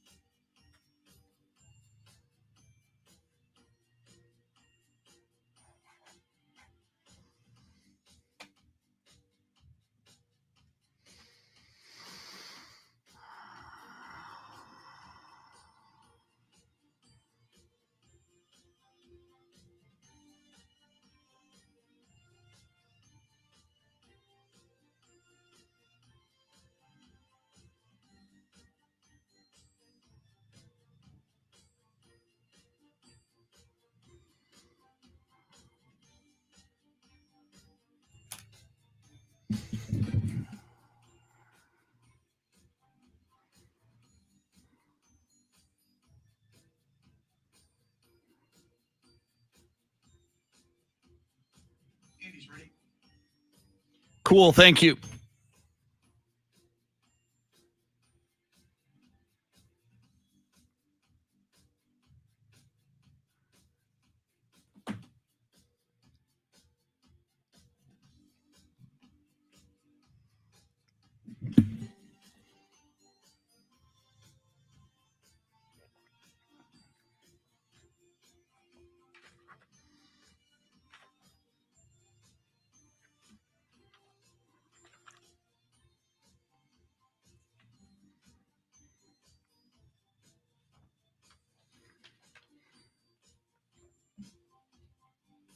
I have Alba for brain. Thank you, sir.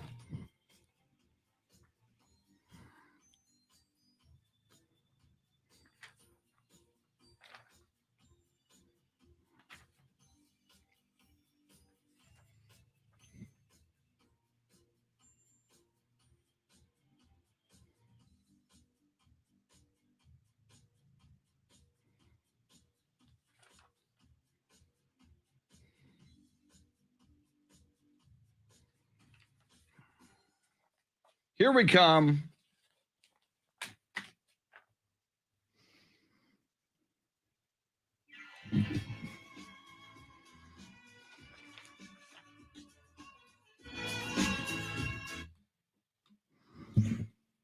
That's not Eric Clapton. That's ABBA or ABBA. ABBA, ABBA. You say tomato, I say tomato. Chris Duel Show with Shannon Salty Sweeney. When we play ABBA or ABBA, that means Andy Everett is somewhere nearby.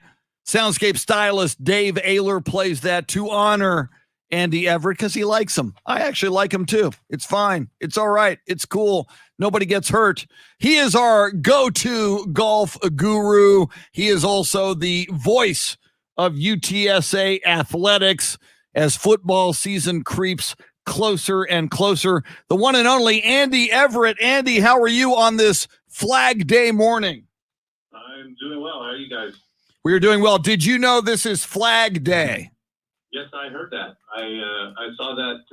Actually, I think Charlie Parker told me that last week that it was coming up this Monday. Very good. All right, just making sure you knew. It was on this day in 1777 that the Second Continental Congress passed a resolution that designated the official American flag, created by, I believe, Betsy Ross, which is cool. But all right. In fourth grade social studies, wasn't it? Yeah. So, but I think, some people have forgotten that. All right, Andy, the U.S. Open this weekend in Torrey Pines, which is La Jolla, California, the defending champion, Bryson DeChambeau. So other than more of the DeChambeau-Brooks Koepka feud, what are some of these storylines headed into the U.S. Open, which begins on Thursday? Well, this was the golf course that 13 years ago Tiger Woods won back in 2008 when he was playing on a broken leg. He has a broken leg now, but he can't play golf, can't even hardly walk on it from what I'm hearing. So we won't see him. John Rahm should be able to come out of quarantine tomorrow if there's no other issues, and I would imagine he's there, and I think he's got to be one of the favorites. I think that would be a great storyline. Phil Mickelson, fresh off of a win at the PGA, has a chance to become the sixth person to win the Grand Slam if he can win the U.S. Open. I think you have to put Bryson in the mix as long as his short game is going well. Brooks Koepka looks like he's healthy after what we've seen the last few weeks, and I think he played last week in South Carolina more as a favor to the tournament. It didn't seem like he was too mentally focused to be in that event. So I think there's a whole bunch of ways that this could go, and Torrey Pines will be notoriously harder this week than it usually is in January when they play the Farmers Insurance Open there. I know this Brooks and Bryson back and forth has to be in the mind of the PGA. Do you know if they view it more as a distractant or something that is bringing people into the sport, and would they be willing to pair the two up together? I've heard that they might do that. I would imagine that that's up to NBC. NBC has a lot to say with who gets paired up with who and what days they'll play. And the executive producers of the PGA Tour and NBC and all the guys that put these pairings together, they do collaborate and probably did all of last week as to what the pairings were going to be. Obviously, you'll play in the morning one day and in the afternoon the other. And so NBC wants a balance of superstars playing both days in order to make sure that there's some marquee showings when they're on the NBC product in the afternoon, as opposed to Golf Channel or Peacock when there's limited or less of an audience than there would be on NBC. I think it depends on who you ask as to whether they think this is good or not. Brooks Koepka says the other day it is good for golf because people that are not golfers are talking about it. But both of these guys are going to be on the Ryder Cup team in October, and I don't think Steve Stricker wants a lot of controversy. And I'm not sure how much of this controversy is real and how much of it they're just kind of playing it up for the cameras and the media. So I think it's good because of the notoriety it gives golf, and nobody's going to throw down on one another. So we should be okay. Talking golf with Andy Everett, our resident golf guru. Andy, you just said that Torrey Pines will be notoriously harder to play this weekend than in January. Why is that? Explain why that is. The USG, first of all, in January, the Polana grass on the greens out there is a factor because it's just growing in, and USGA will mow as much of that out of the greens as they can. And you'll still get bumpiness, especially for the latter groups, because Poana grows very fast. You can cut it in the morning, and it needs to be cut again by the afternoon, and especially as thin as they'll cut it.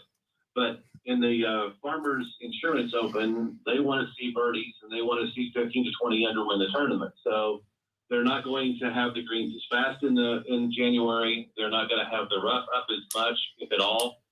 There will be notorious. You'll see 3 and 4 and 5 inch rough in some places. I think at Torrey Pines now that you don't see any other time of the year, whether it's for the public that plays the golf course. As Torrey Pines is a public facility, so it's like it's a city of San Diego golf course, and you can play it if you're a resident. I think for $40, and if you're an out of stater, it's like 100 to 250 somewhere in there, depending on the year. And so they'll just make it more difficult to play. It's any time that you put the ball out of the fairway, it makes it more difficult to get the ball close to where you're trying to go. And then on very fast greens, if you get on the wrong spot, then it's going to even be hard to just do that. And you mentioned Phil Mickelson as a hot name to possibly take this one home. Of course, he just won that PGA championship. Is he still drinking wine out of it, I believe. But what about his run right now and his play makes him a guy who could win back-to-back here? Well, I think we were shocked that Phil won. And I think Phil even shocked himself that he won the PGA. The one thing I've always I looked at Phil is he really played under control more so, especially when he made a mistake. He was able to bounce back pretty quickly at the PGA. I think that week takes a lot out of you when you're 20, let alone when you're 50. And he's still kind of riding the momentum of all of that. He has had some success in the past at Torrey Pines and the Farmers, so he kind of knows the golf course, even though it's going to be set up more difficult. I would suspect that if Phil, I actually really don't know what to expect from him. I could see him missing the cut, and I could see him being in contention. But typically, the winning score at the Farmers is close to 20 under, and the winning score this week I don't think will be more than 3 or 4 under. So if he can just kind of make pars the first 2 days and play a little bit conservatively, I think he'll have a shot to be in contention when we get to the weekend. Andy, at the outset, you mentioned Tiger Woods and how he had won here at Torrey Pines. It was a story last week that NBC asked Tiger Woods to join the broadcast this weekend during the U.S. Open as a guest analyst. Tiger Woods declined. Probably no shock that he declined, but what do you think of this story? Was it just smart of NBC to at least ask? You've got to ask, because if you ask, maybe he says yes. Yeah, you definitely asked. And I was kind of hoping that he would do 10 or 15 minutes with Paul Azinger and Dan Hicks over Zoom or something like that during the Saturday or Sunday ramp. I'm guessing Tiger doesn't want the distraction that will come from other people having to watch him on TV and take away from the actual golf tournament. I think he's very cognizant of the fact that he's not the storyline and doesn't want to be a part of it. And I'm sure inevitably more than once the question will be asked, are you going to be able to play golf again? And I doubt very seriously if he knows the answer to that. And I mentioned this last week and several times. While we all want Tiger to have a recovery to where he can live a normal life and play with his kids and actually, walk from the bedroom to the living room without the assistance of a cane or a walker, we also want him to play golf again, because that's our relationship with him. That's what he does. He entertains us. And all these people that have an illusion that there's any more to your relationship with him than you watch him on TV and you're either entertained or you don't like him, one of the two, you still watch. That's where we hope he all gets back to in 6 to 8 months to a year. Whether that happens or not is still to be determined. And I just get the feeling he doesn't want to answer that question, which inevitably would have to be asked. Andy, I want to talk a little bit of college football here with you, as you are the voice of the UTSA Roadrunners, and we are getting we are getting close. That's right. We're getting closer to it being finalized that we're going to get even more teams in the college football playoffs. It's been 12 teams that have been proposed. Seems almost everyone is on the side of being for it, unless you are a Clemson or a Ohio State or Alabama fan who's just used to getting a bid no matter what. But are you on the side of this kind of evens things out and allows for teams that probably should at least get a shot to make a championship run, or do you see it differently? No, I like more teams, and I think the regular season is not diminished by it. I think it's even more enhanced. There's two reasons why. You mentioned Ohio State, Alabama, and Clemson. Unless there's an issue with them, unless they really have a terrible year, even with 2 losses, they may be one of those 4 teams just because of their heritage and the backgrounds that they have for college football. And so really everybody else is playing for the 4th seed, or at least so it seems. And if Notre Dame has a good year, then that's going to shut out the Pac-12 and the Big 12, even unless they go undefeated and they're up against a 1-loss SEC team. So, yeah, I'm all for it. The other reason why I'm for it is that the group of 5 schools is going to be included in that. And while I have very little illusion that a Conference USA school or a Mountain West or Sun Belt or any of those conferences would actually win the national championship, because there'd have to be 3 blue blood schools more than likely to win the championship, at least make them part of the party. And one of the things that makes March Madness, I think, great, even though ratings don't back it up, but the storylines that come from the Cinderella stories, the George Masons, the Loyola Chicagos, schools like that we've seen in recent years in the Final Four, that now becomes the story of a Conference USA school like Central Florida a year or so ago, and Northern Illinois a few years ago, and obviously the schools in Conference USA like UTSA. At least they're invited to the party. They may not be able to succeed at the party, but they deserve a shot to be there. And this format would allow that to happen if that's one of those schools is ranked high enough or undefeated. Totally agree. And I believe if any team, certainly a Conference USA team, goes undefeated, they should have the opportunity to play in that tournament. And I would believe that a 12-team playoff would allow that. Finally, Andy, how do you think other bowl games would react to this? So much money is made by different bowls around the country, including the Alamo Bowl in San Antonio. How do you think Derek Fox and people at bowls like this react to a 12-team playoff? I think they will adapt and they'll figure it out, because they're brilliant people and they do this 365. They don't just show up in December and roll out the Alamo Bowl or any other bowl. But I think bowl games, the bowl games matter to the communities that they're in. They also matter to the 2 schools that are involved. And in the wake of the Alamo Bowl, we've been very successful with them getting marquee games that are compelling and fun to watch and usually rated very high. The only thing that makes any kind of a negative, if 12 teams go to the college football playoffs and there's still, you take away 3 or 4 of those bowls in order to use the bowl games to have your semifinals or quarterfinal games, you're still going to have 70 other teams make the postseason and get a bowl game for a deserved season for finishing 500 or above. And you may even need 2 or 3 5 and 7 schools, especially if those schools are doing well academically and have some of the other metrics measured. So, if it's never going to impact the communities in which those bowl games create revenue and buzz about a game, generate revenue for charities and their communities and all of that. So, and then I think you get a truer national champion by having a team that may have struggled early in the year and now is actually the best team by the time the end of the year rolls around. So, I think everybody wins in this case. We may have 90 teams in bowl games or postseason games, but that's fine. That means the other 40 have a lot of work to do the next year to be amongst those 90. And as we say, more football is good football. Andy Everett, always outstanding, sir. Have yourself a great week, and we'll probably talk again on Thursday right before the U.S. Open. Thanks so much, Andy. Sounds good. All right, Andy Everett. Before we check out of here, Shannon, Salty, Sweeney, we have a poll question about who's coming out of the West into the NBA Finals. Yes, and lots of people voting now for the Suns, 78% do believe that they will be the ones coming out of the West. 14% still saying Jazz, with 7% saying the Clippers. Wow, who'd have thunk it a year ago? The Suns had not been in the playoffs for 10 years, and now most people believe they're headed to the NBA Finals. Shannon Salty Sweeney, outstanding as always. Let's do this again in 21 hours. So let's do it. I'll be here. Woo! And Eric Clapton tickets again tomorrow and all week. Eric Clapton, Yes. we broke the news at the top of the hour, coming to the Frank Irwin Center on September 15th. Dave Ayler, are you here tomorrow? I'm here. Woo! Let's do it again. Let's do it. Why the heck not? All right.